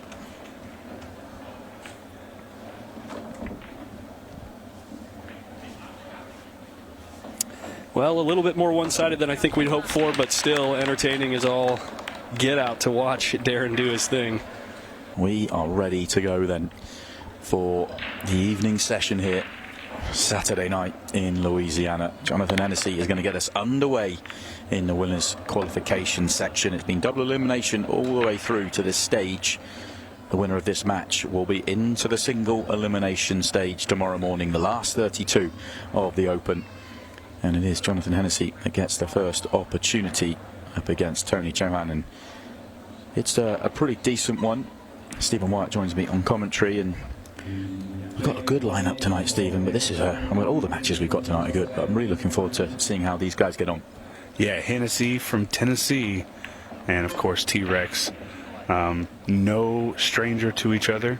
Both of these guys play very high-level one pocket. I'm not sure how many games of 8-ball they played against each other, but I have a feeling this could be absolute fireworks. Hennessy is definitely a bar table master. And Tony, maybe not as a big of a fan as for the bar table, but he definitely has no problem making the balls, so this is going to be fun.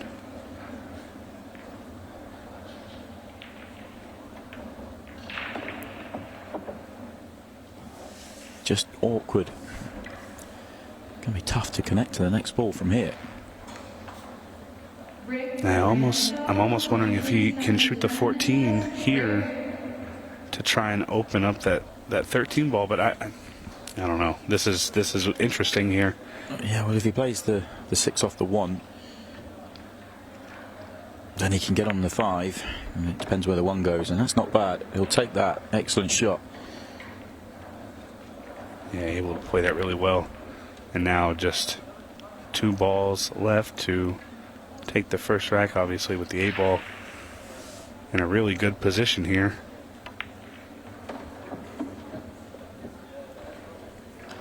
Might just come back a touch too far, but it doesn't really matter. He can just hold the cue ball. No issues with the 8-ball. Oh, yeah, that's beautiful. Yeah. Quick start here. Wasting no time, just over the 2-minute mark. We'll get a chance to see some players that we haven't seen yet on our TV table tomorrow, because we'll be in that final 32.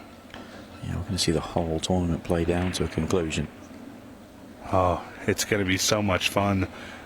We've had a good audience here watching our TV arena table, but just the thought of a single match being played for the entire thing, you're not going to be able to pack enough seats in here.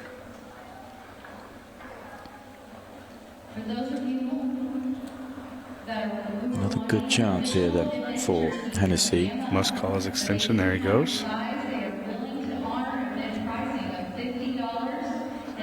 You see him there glance at the shot clock to see how long his extension is.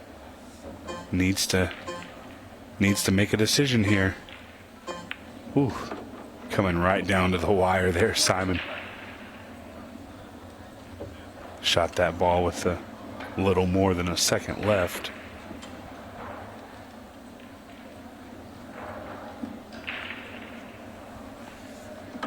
And he's going to be able to clean this up pretty well. I think this might be his toughest shot.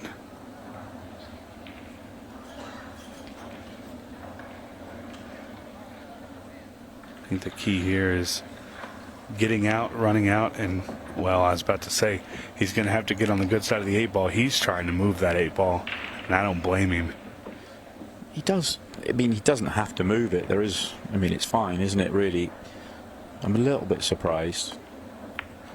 Well, I'm very surprised by that. Yeah, did not take his time there, but look at this.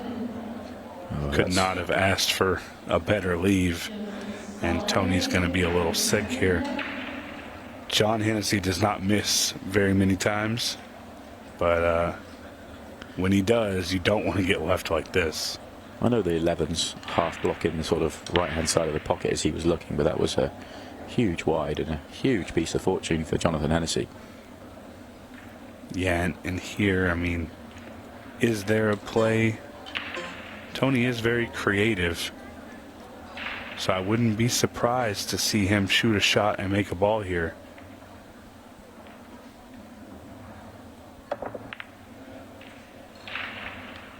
Oh, Very close on a couple of ways. Yeah, absolutely. Very, very dangerous man is Tony Chohan when you back him into a corner, and almost made something happen there. But Jonathan is not going to be able to miss any more balls because Tony's not always going to get left like that. And if he would have left Tony any better, I can't see John being back at the table. Yeah, it's a frame winner, really, that good roll he had. And good rolls happen.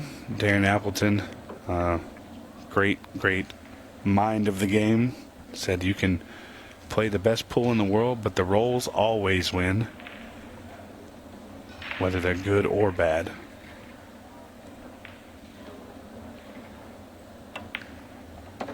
And isn't it funny?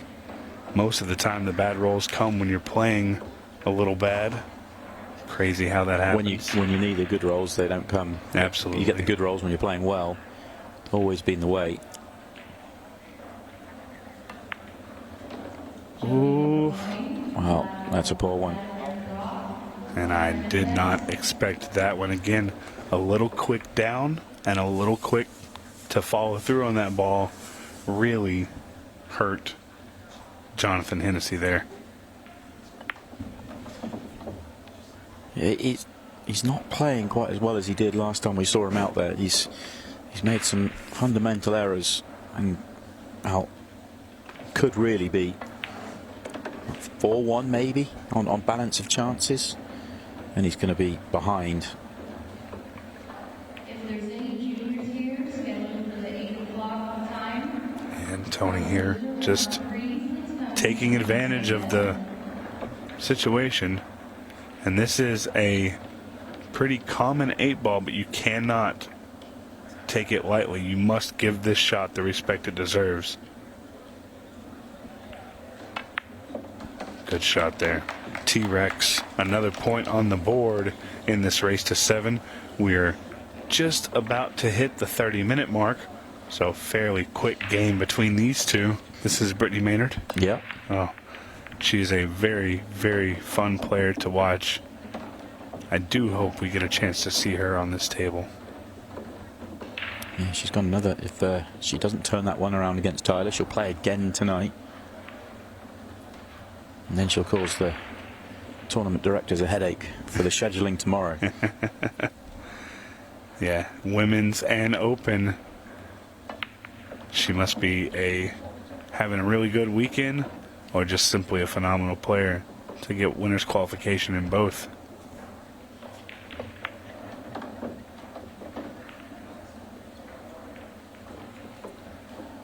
It's okay here for Tony. Needs that good angle just to come down for the 5, but should be able to get it without too much fuss here.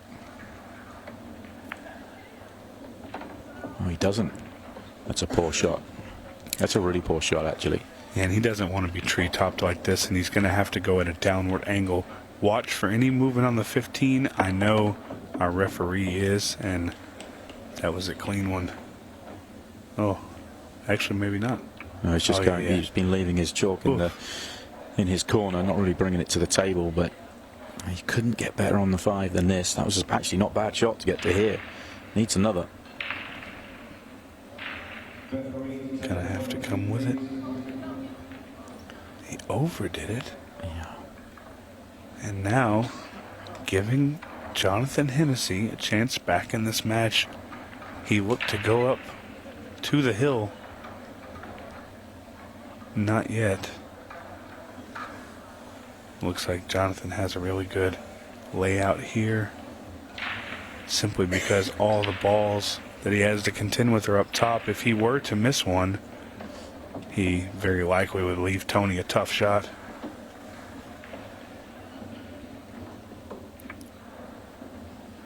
And I think knowing that, going to go ahead and get rid of this 14 ball.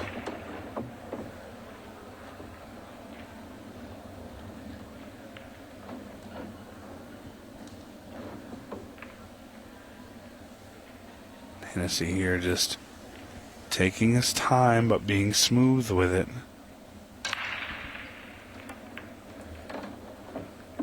Ooh. Well, this is interesting. This match is getting interesting.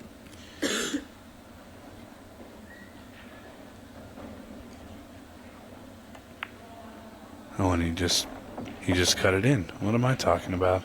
I thought it was a lot tougher than that. He made it look easy.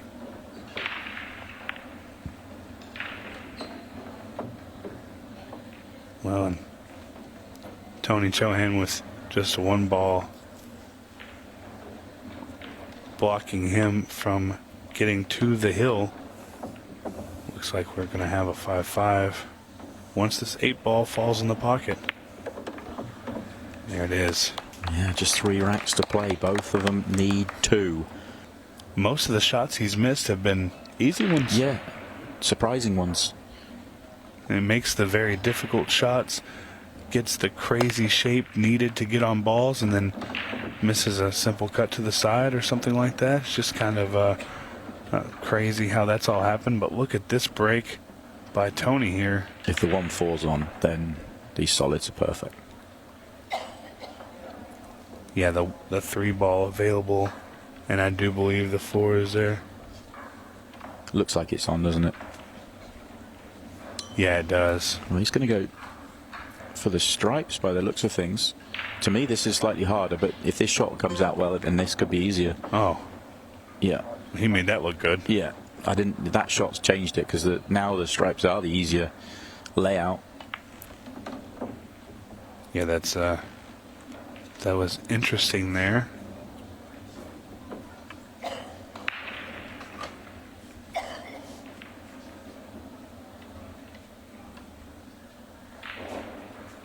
And looks like just trying to glance at this. There's so much going on here. Darren Appleton looks like he has advanced over Joey Barnes fairly quickly as well, 7-1. And that's a big one. Joey is a great player. And, of course, Darren Appleton, our Louisiana Shootout champion. Looking to do the double. That would be some story for Darren. Yeah, absolutely. And I can't say that I wouldn't be happy for him if I saw that. So still a lot of pool to be played and a lot of champions playing well enough to hold that trophy. Yeah, maybe even T-Rex. He's 2 balls away. Simple enough 8-ball for a spot in tomorrow morning's last 32. As easy as can be right here. He takes it. Very nice from Tony Chohan. He is safely into the last 32. Slightly surprising performance, that one from Jonathan Hennessy. He's going to have to go into the loser's side and try and find a way, try and find some form and try and book his place back into the last 32. But for Tony, job done. Chris to break here. Keep an eye on the rock, that white ball. See if he finds a way to squat it and keep it from flying back to the short rail like everyone else. Does a nice job of hitting high enough on the cue ball to get it to cinch forward, and he does make a couple solids. Made quite a few, actually. Yeah. The 2 ball is a little bit of an issue if it doesn't go here. If he wanted to take the solids, the 9 ball, not really a great pocket for it. I think I would want to take the solids here. The 5 is a little bit of an issue, I think.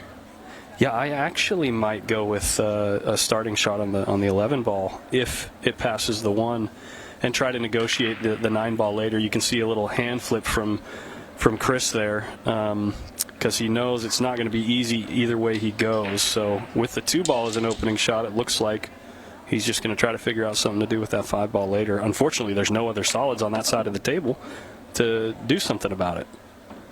Yeah, Chris is really going to have a tough time here. I'm almost wondering, and no, it doesn't. I'm looking at it from a different angle now. No. The 5 ball can't go rail to the 10. This is not easy. Yeah, he's going to have to get to the short side of the 5 and play it up table somehow. He's going to have to come with a decent angle on the 6 ball here or some type of big stroke shot. Well, and he got not the angle that he wanted. He's going to have to play forward now unless there's a kind of crazy crossbank here. I was going to say he might be able to rip it out 2 rails, but draw off the ball. The side pocket plays pretty big, especially when you're cutting across the ball, and it kind of kicks off the facing of the pocket into the pocket because the cut-induced throw actually spins the 6-ball a little bit. He's looking at something with the 5-ball right here. What's he looking at? I'm not sure what he's looking at all. That 6-ball does not. This is interesting here. Oh, he was looking at a place for his cue ball here. Okay, that makes sense. He's going to bank this 5-ball. 1 rail. Oh, yeah. Up top. I see now what he's looking at. And it carries shape for the 8-ball. Yeah, it's maybe a 20%er, I'd say, from that spot. Oh, my goodness, he rifles it in the pocket. Yeah, and it doesn't get any better than that. Well, he's tree-topped over the 12 here. What? I can't imagine he nails that bank just like that. Boom, goes in the pocket. I can't imagine he misses this one. Great couple of shots there by Chris Reinhold to keep Billy in his chair. Well, and when you say fireworks between these two, that's what we're talking about. The very first rack, a huge finish for Chris Reinhold. So I'd imagine he'd be going after that ball next and then using the 6-ball to reposition himself back up table. Yeah, and I think you're exactly right. Collins gave himself a good angle on the 6-ball so he can shoot at the 5. Maybe even wants to run into it to bounce it out. He decides to run into the 7 there. That's an interesting choice instead of picking the 5-ball first and then using the 6-ball to float back above the 7.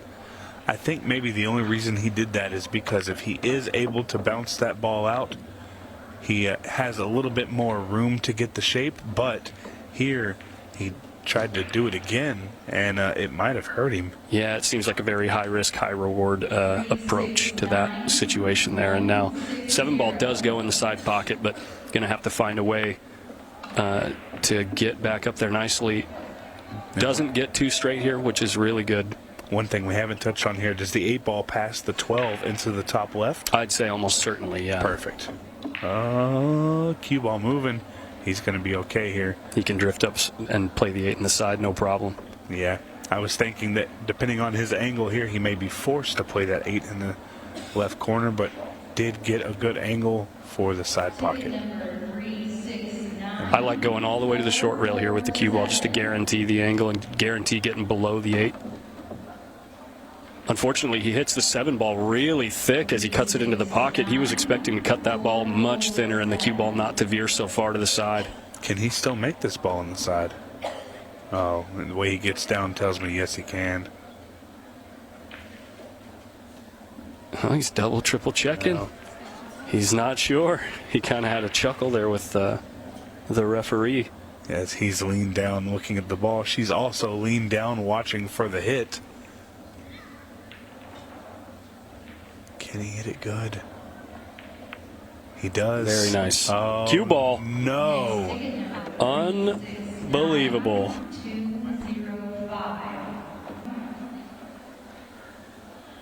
But didn't find a pocket. There it is with the getting back to center table, but kissed a few times and ends up nestling between the 13, 10, and 2. And Billy being rather fortunate here to have a shot on the 14 ball. Well, say fortunate, but the 12 ball is tied up on the other side of the table. Yeah, and looking at where that cue ball is, you would look at it and say, oh, this is horrible, but it's actually not that bad. For pocketing the ball, but for future endeavors on other balls, if this 10 ball doesn't go. I actually like playing this 13 here and using just a little bit of draw to bump that ball. I think he's got a good angle on it. I think you got to make sure you hit the 10 ball and not the 2. If you hit the 2 first, the 2 is going to drift below the 10 and cover the pocket for it. So you got to make sure you get into this ball decently and hit the 10, which he does. Great shot there, and he has an angle on the 11 now where he can play it with a little speed and bump that 12 and 6 to open up the shot. With the 15 or the 10 ball as insurance, depending on how the shot turns out. Ideally, you'd want a shot on the 12 ball after this, but we'll see how it goes. And it looks like it worked out. He's going to be able to elevate the cue and swing that 12 ball down the rail. Maybe would have wanted to get a little bit more space in between the two, but it's going to work out, I believe. And probably trying to play position for the 15 here, but has the 10 as insurance as well. Plays the 12 off of the 6 to hold the cue ball and open up the pocket for the 9 ball. That is next level thinking right there by Billy Thorp. It always blows me away a little bit how creative some of these guys can get. Really a great shot there to hold his cue ball in the correct position, creating angles. Yeah, multifaceted shot there. I'd say a rack-winning shot in almost every situation. Yeah, absolutely. Going to take a look here. It looks like he's got a bit of an angle on the 9 ball as he draws the cue ball. Doesn't want to flirt with that 7 ball too much as he moves towards the 10. So instead, he decides to take a longer shot on the 10 ball. And I think that's okay. Nothing wrong with that. Just needs to make sure that he makes the ball and has a shot. Try and keep it simple.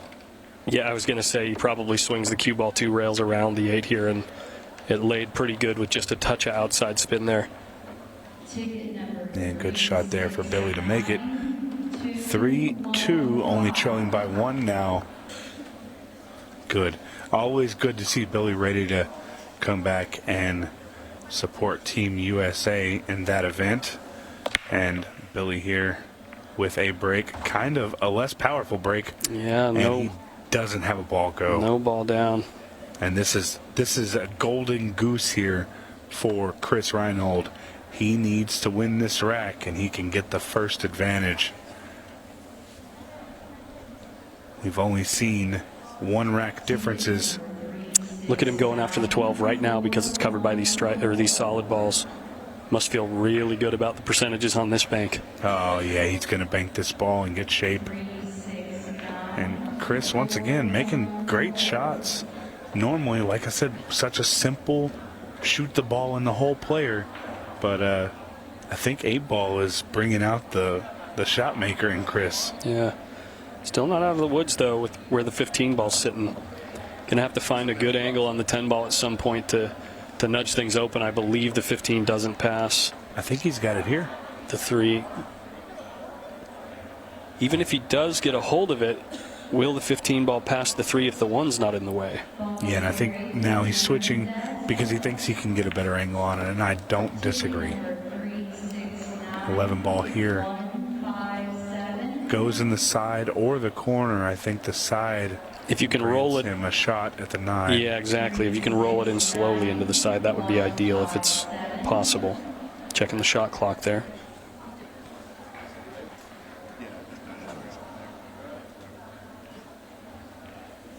Well, and he opted for the corner there. Yeah, he opted for the corner and tried to cinch the cue ball. Kind of lost it a little bit. And now he's going to have a really, while he's close to the ball, he's going to have to cut this fairly thin and open up the 2 and the 8 and hope to have an open shot on the 10 ball afterwards. This is a spot. Might even decide to jack up and try to bank the 9.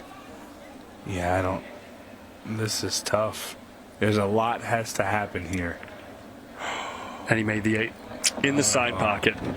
Yeah, a lot of things can happen when you get that close to your work and you have balls impeding your traffic.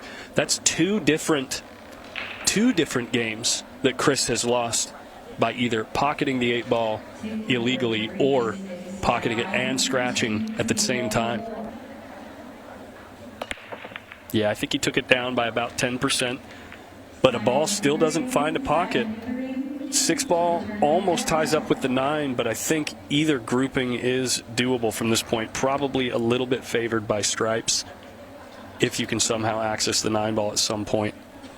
Yeah, and Billy really looking at an opportunity to win this match here. He just has 1 big shot to make.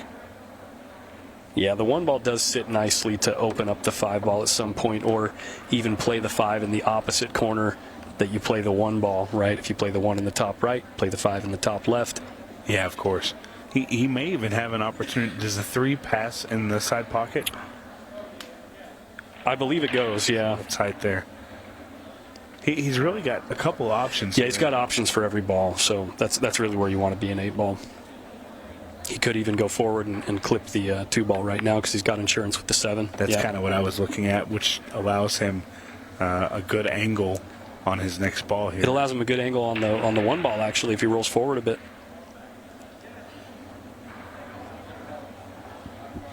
Yeah, and he's got that insurance policy in the 7-ball. Yeah, and if things don't work out on the 1-ball as well, when he shoots the 1, he can always use the 2 or the 6 to reposition himself. He's actually going here. He's going to look at moving this 6-ball, I think. No, the 6 goes clean in the side, I believe. Yeah. So getting a better angle to move the 5-ball. Right, yeah, or even just follow up and shoot the 5 in the other corner. 6 is a nice key ball for the 8 as well if you stay below. If you stay below the, sorry, I should say above in the kitchen.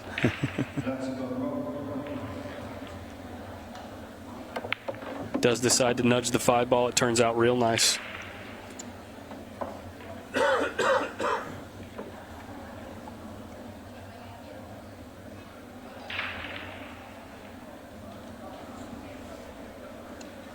And as Billy here gets ready to... Really nice shot there. Really nice shot there. When you shoot that shot with draw at that speed, the side pocket becomes infinitely smaller. Yes, it does. And you have to hit the perfect spot in the opening to get the ball to fall, and he did. He's got an ideal angle on the 5-ball to float up for the 6 and get dead straight in. And that should, barring a catastrophe, do it for the match.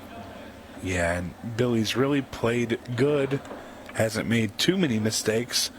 Very unfortunate series of events for Chris Reinhold.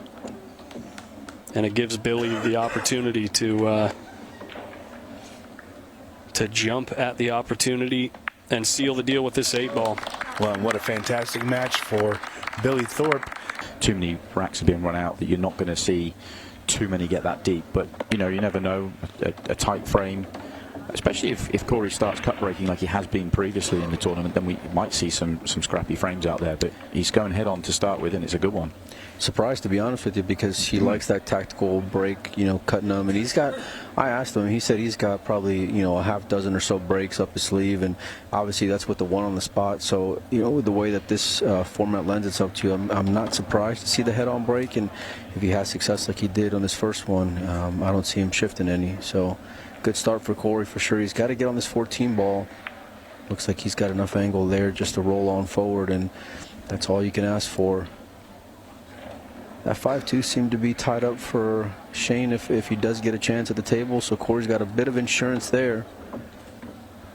This might be a little tricky something. I think he can play the 15 off the 11, or maybe just try to cheat the pocket a little bit. I think, is he just okay? I think just about on the 15, and he's all right here. He may just go in clean then. Oh, yeah. Ooh, okay. Didn't want that. Yeah, I don't think he expected to run into it. He's still okay, though. Can still work with this. Well, he's just trying to get in trouble here, but I think he's fine. Got enough space between the cue ball and the 10 ball here. I think the plan can't have been to run into the 10 there, surely. Slide by it would have been the option. Yeah, I think he was just, you know, thinner than what he had anticipated to be on the 11 ball, but look at the recovery here from Cory. Great shot there. Perfect speed, getting him the 8 ball on the side, and more importantly, taking the first frame. I think Cory had some social media posts where he wasn't necessarily like in love per se, but I think he's warming up to the format more and more, and you know, playing on the 7-footer is right up his alley. So I expect a good run in this tournament from Cory. My heart goes out to these guys who travel for a living and play all around the world, because look at there's the cue ball. Asking for trouble, wasn't it? Yeah. He hit it head on. A bit of frustration there from Shane. He knows how important it is, and he's seen how Cory's been playing. Shake of the head there. Yeah, slams Chris's cue on the floor. He just drew right back into it and then got kicked in. Yeah. I wonder if we'll see him change next break. Quite fickle ball players. He's hit both breaks with good power, good splits, good layouts, but just didn't quite control the cue ball. But Might change. Yeah, I think a slight adjustment maybe, but I wouldn't go too far away from him head on, especially the way that he's making contact. You know, it seems to be pretty full and doing the job. I mean, look at the spread that you're getting. I knew he drew back a lot more than what he wanted to, but you know, ball goes down. He's sitting real good. You know, meanwhile, Cory's just going to clean up this this table here. Everything's looking pretty solid for him. Yeah, he can work with these layouts all day long. He's a really nice. Yeah, and I think he's just coming off of a win here in the States, playing some on the 7-foot, playing American 8-ball. So a good tournament to be playing on the heels of that as well. All right, so it looks like he's taking on this 7-ball. Wonder how he's going to play it if he wants to just come out one rail and play the cue ball by where the orange stripe is.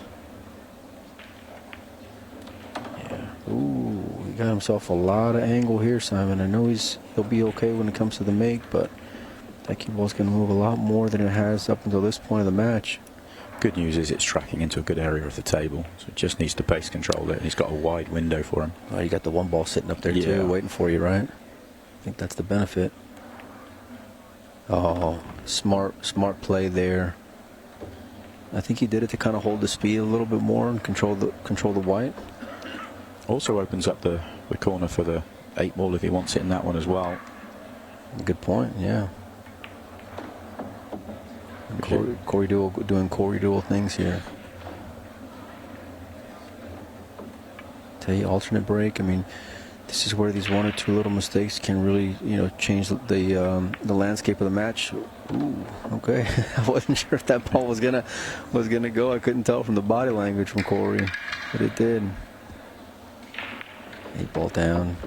Yeah, 3-1 and all off the break. We had a match earlier on where every single frame was off the break in the match, and it came down to essentially the break itself. And you know, Chris Manning and Jeff DeLuna and Chris scratched a couple of times, and that essentially was a difference in the match. Without getting too far ahead of ourselves, do you think that at any point that might be something that you guys may want to address at some point to maybe, you know, make it more difficult for them? Oh, 100%. I think that's already, I mean, I think it was talked about before the event. You know, it's something that's very much on the radar. But also, you know, what Ultimate Pool USA are looking at is, you know, we're trying to create a game that's fun, as we see Cory come up dry this time, so Shane gets the chance to immediately respond.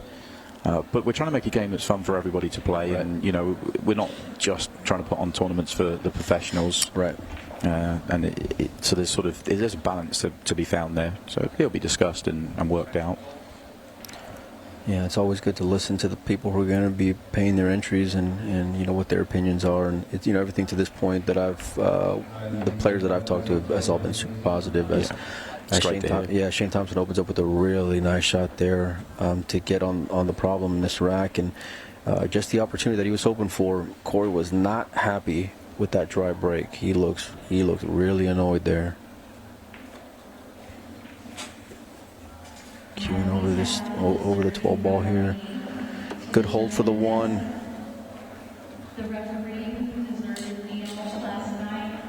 But yeah, I love the balance you guys are talking about when it comes to, you know, depending on what type of player is going to be playing here. And you know, I think if depending on the tournament, just if it's going to be more professional heavy versus amateur, you know, you definitely got to keep those things in mind. And you know, these guys are just playing outstanding pool, you know, and so I love seeing, you know, those horses run, but I wouldn't mind just a little bit tighter. I think there's a number of professionals out there who are going to 100% agree with you. Yeah.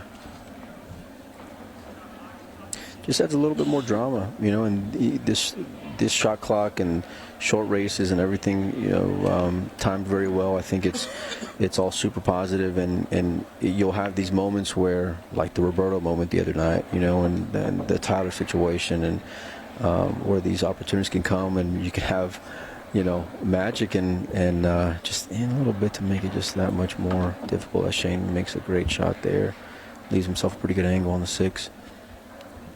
Okay, he's not happy about something. I think you got a lot of pocket to cheat here if you want to go that route. Yeah, which he does. Yeah, beautiful shot there. Just going to continue the pattern of the match. All 5 are going to be from the break, not necessarily their own, Well, you can tell why Cory was annoyed then after coming up dry as Shane puts that ball down back in this match, now 3-2. But, I mean, to come with that recovery shot, the last thing I would have expected is for him to miss that 8 ball because he had long already addressed the issue. And look at this. This is a great break here. This will get him back feeling comfortable again. Yeah, he needs to forget. I mean, he's lost the advantage of breaking for the match. Now he's got to hope that he's got to run out here and hope he gets a chance in the decider. But all he can do is run out here and ask that question to Cory. Tell you what, man, my palms are sweaty. I'm feeling the heat myself, so I know they are. It's getting to that important part of the match for sure. Looking to make it a hill, and you still need a bit of luck if you're Shane. It's wild to think about how many times each player's had a chance to just put the other player away, and then these little fluky mistakes come up that were completely unexpected. We were 100% flawless through 9 frames, and then great it's just point. a couple of Look at here, mistakes either way, and now it's getting messy again here for Shane. Trying to not run into the 11 and 14 ball, and he didn't, but instead he's got a really tough back cut here on the 6 ball. He's going to bear down. Nice touch. Great speed. Shane Thompson coming with a big one there. Yeah, really good recovery. Tell you what, I'm feeling the tension. It might be this energy drink I got next to me, but I'm feeling it a little bit, Simon. I'll be honest with you. Just don't know what's going to happen.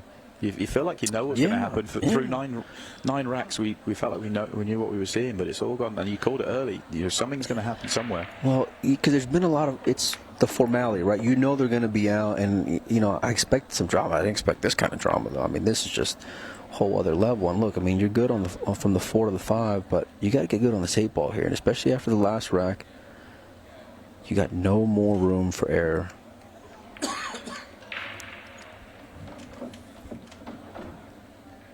Okay. He's good here. He can get a nice full hit on this 5 ball. Just drag it.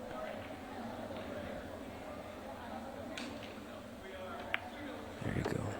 There you go. Well played, Shane. Let me ask you a question here.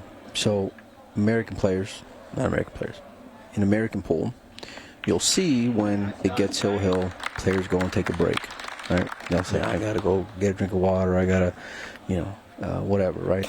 They want to leave the arena. Is that allowed here in Ultimate Pool? Yeah, you can. Obviously, you need to go to the bathroom. You're right. going to go. You're going to get obviously just let the referee And maybe know. Sometimes they don't really have to go, but they use it to kind of just use it and stuff. So you can't really police that and stop them. It's part of the game. But breaking with his playing cue too. Square hit. Oh, the cue ball was arcing into. Is there a ball down? Is there a ball down? No. There is not. And Shane Thompson, here you go. You got what you wanted. A little bit of work both ways, but he's got a chance, which is all he was hoping for. And I think he's going to take on solids here, personally. One good shot on one of the solids at the top, and you kind of deal with those 3, and the rest are all good. Boy, oh boy. Okay, well, look at this opener here. He's not perfect on anything. He's okay, but he's not, I want to see what he's going to do here. I'm on the edge of my seat here. Is there going to be another twist? That's what I'm thinking. Well, if he's going to end up with his cue ball on the left side, okay. Okay, now you're going to play 3-2 here. You're going 3 ball to the 2. Yeah, and if you get in line here and you get on the 5, you're in great shape. Right, yeah. Okay. The tension.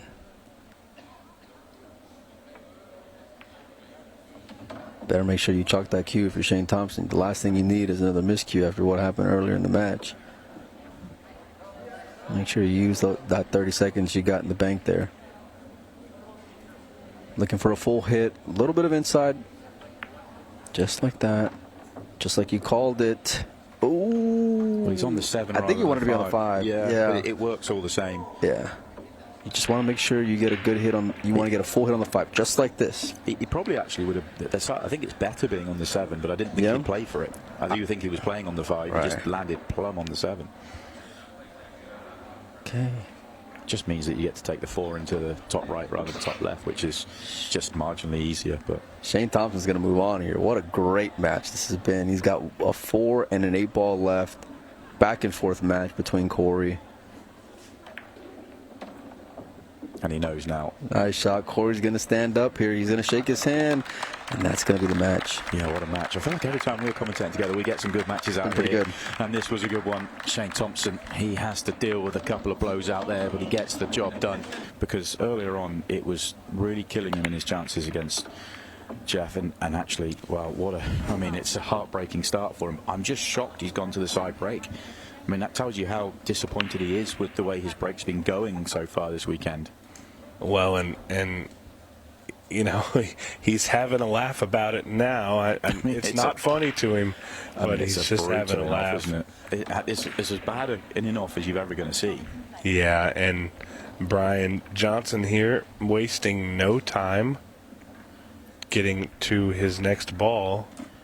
Got to deal with 3-ball. Got to get there early. And Brian is probably a mid-level player. He obviously knows how to hit the ball, and he knows how to play shape. But he's definitely going to have some problems here with this 3-ball. And really just hitting this ball smooth. But again, his problems here, he hasn't addressed them, and now he's in a tight spot here. And Chris, I'm sure, is hoping for a good... Oh, wow. No. Would you believe it? Yeah, and it feels very similar to the previous rack. He's going to end up leaving the 2-ball, and he's going to leave it till last, we feel, which is not ideal. Yeah, and you get a sense that he's maybe kind of counting the shot clock in his head. Yeah. And, you know, anytime you're in this situation, you think maybe more time or less time has elapsed than actual. So it can be disorienting. He can actually make this ball.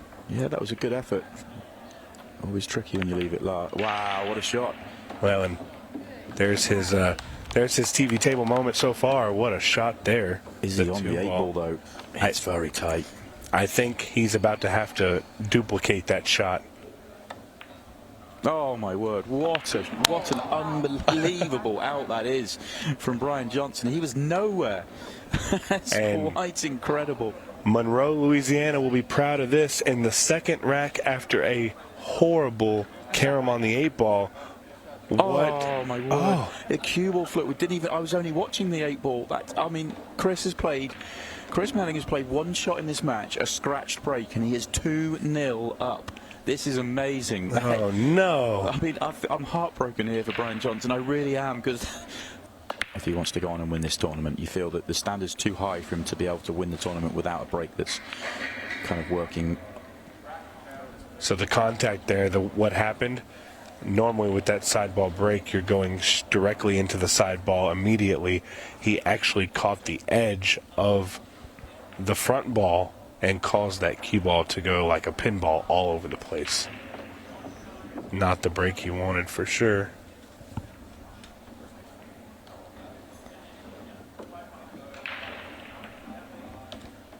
And Brian really not lending himself a hand with this 6-ball shape, but makes a good shot. Yeah, it's a good pot. And his pace of play, as a player I know personally, his pace of play is much faster than I've ever seen him play. So again, it's the environment is causing a little bit of heartache for him. Yeah, what tends to happen for players when they're experiencing that for the first time, he's almost playing on a 10-second shot clock here, you know, in terms of his average pace around the table, and he's not even close to using his 30. You know, he's down and playing shots before that. You know, the clock's almost restarted once the balls have stopped. It's quite incredible how many shots he's played within 5 seconds of the cue ball stopping.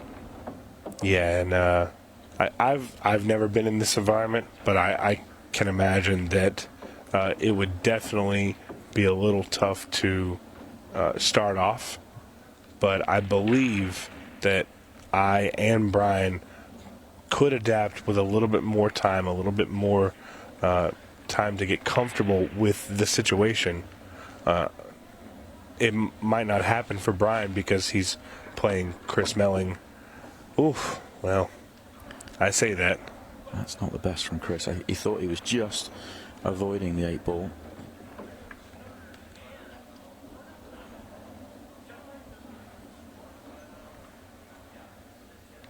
think he can only go one rail into this, and he's going to have to go across the table with some hard right spin to create the angle for the kick.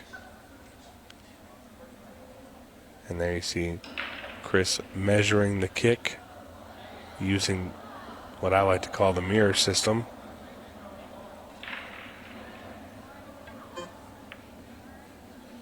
Oh, very, very close shot there. And Brian comes back to the table with a good opportunity here to get out. The 4 straight up the table. Important shot. Needs to take his time. And it falls. Wow. Used it all, but in it goes. Yeah. Oh. Now, the rack is absolutely all there for Brian. Now that's dropped in. Concentrate and make sure.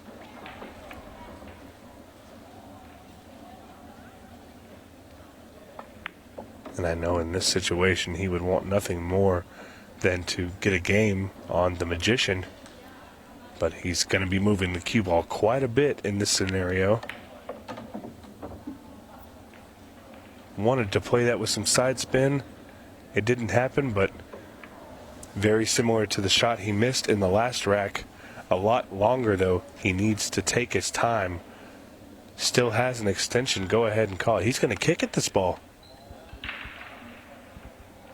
How about that? Well, if you're going to get a game on Chris Melling, yeah, why not kick in? Do it in style. Yeah. Anything you can do, Chris. Here we go. Oh, Brian Johnson on the board. And this is kind of a weird bank because you don't want to draw this bank. Shot. Yeah, he played it forward with the stun. Now, do we see the tough cut, or do we see maybe another bank? Bank, bank. No, he got that one all wrong. Oh. I actually thought he'd make that. He was so good on the last couple of banks and the kick shot. I just thought that he might make it, but actually nowhere near on that occasion.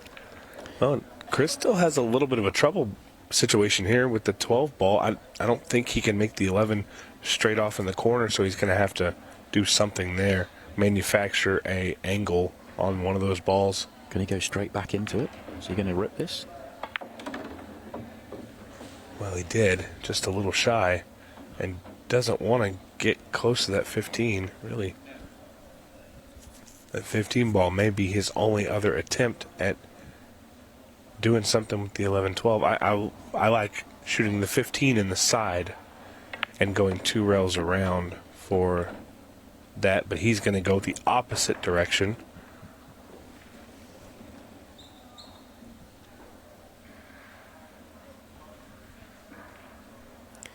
Well, I think he was looking at the 15 in the side, but didn't leave the angle he was looking for. Whether he was looking for the natural just to go into it, or whether he was trying to use the top rail.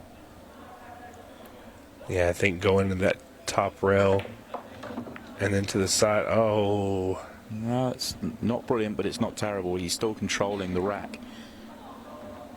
Well, and I think we're going to have to see Chris bank a ball here. He might be able to bank this in such a way where he doesn't leave the 8 on, and he'll still be on the 9. Depends what he wants to do. Does he bank it and play on the 12?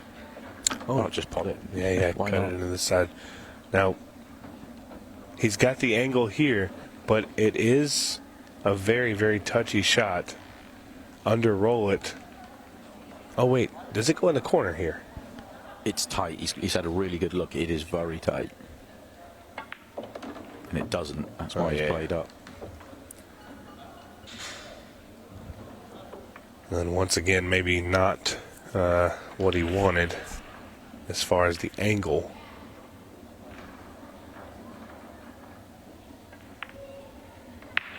He missed it. Oh, no. He used all of the rail, all of the pocket. And Chris thought he'd missed it. Yeah, he had a little laugh there, but that's okay. It doesn't matter because that's all it took was making that ball to the 8. I think he's having a little fun with the crowd, and even his opponent having a nice, good laugh at the situation. So, and again, the humidity plays a huge part in the table speed and the ability to accept balls into the pocket. I still can't get his break right. I know he's going to make a ball here and have a chance, but there's not what he's trying to do with the cue ball. He's losing it consistently. Well, Chris just weighs up his options here. Just going to point out that obviously previous match we saw Cory lose out in a tough one to Shane Thompson. He's already underway in the loser side of the draw, but he is losing to Mark Dimmitt. Match to keep an eye on the scores, ultimatepoolusa.com. Yeah, I actually just got a message sent to me. Justin Espinoza, Jeff Sullivan, another qualification match. I believe Justin is up 5-3 currently. Yeah, correct.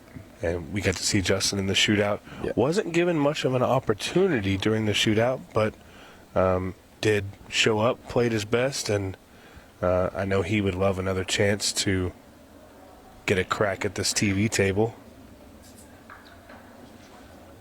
And he played in, a much more different scenario with the 30-minute match timer. Changes things out there. Really brought out some good situations we got to see. So I'm excited to see more of these shootouts. Well, Chris is in full digging mode again.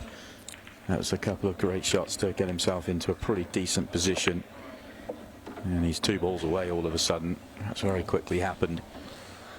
And Brian Johnson may not be extremely proud of this match, but he should be very proud of the fact that he got 1 game on Chris Melling. It's going to be 6-1 as the decider. What a match. And it is Chris Melling, the magician, that marches on. Maybe not his finest performance. He was still some brilliance in there from him, though. It really was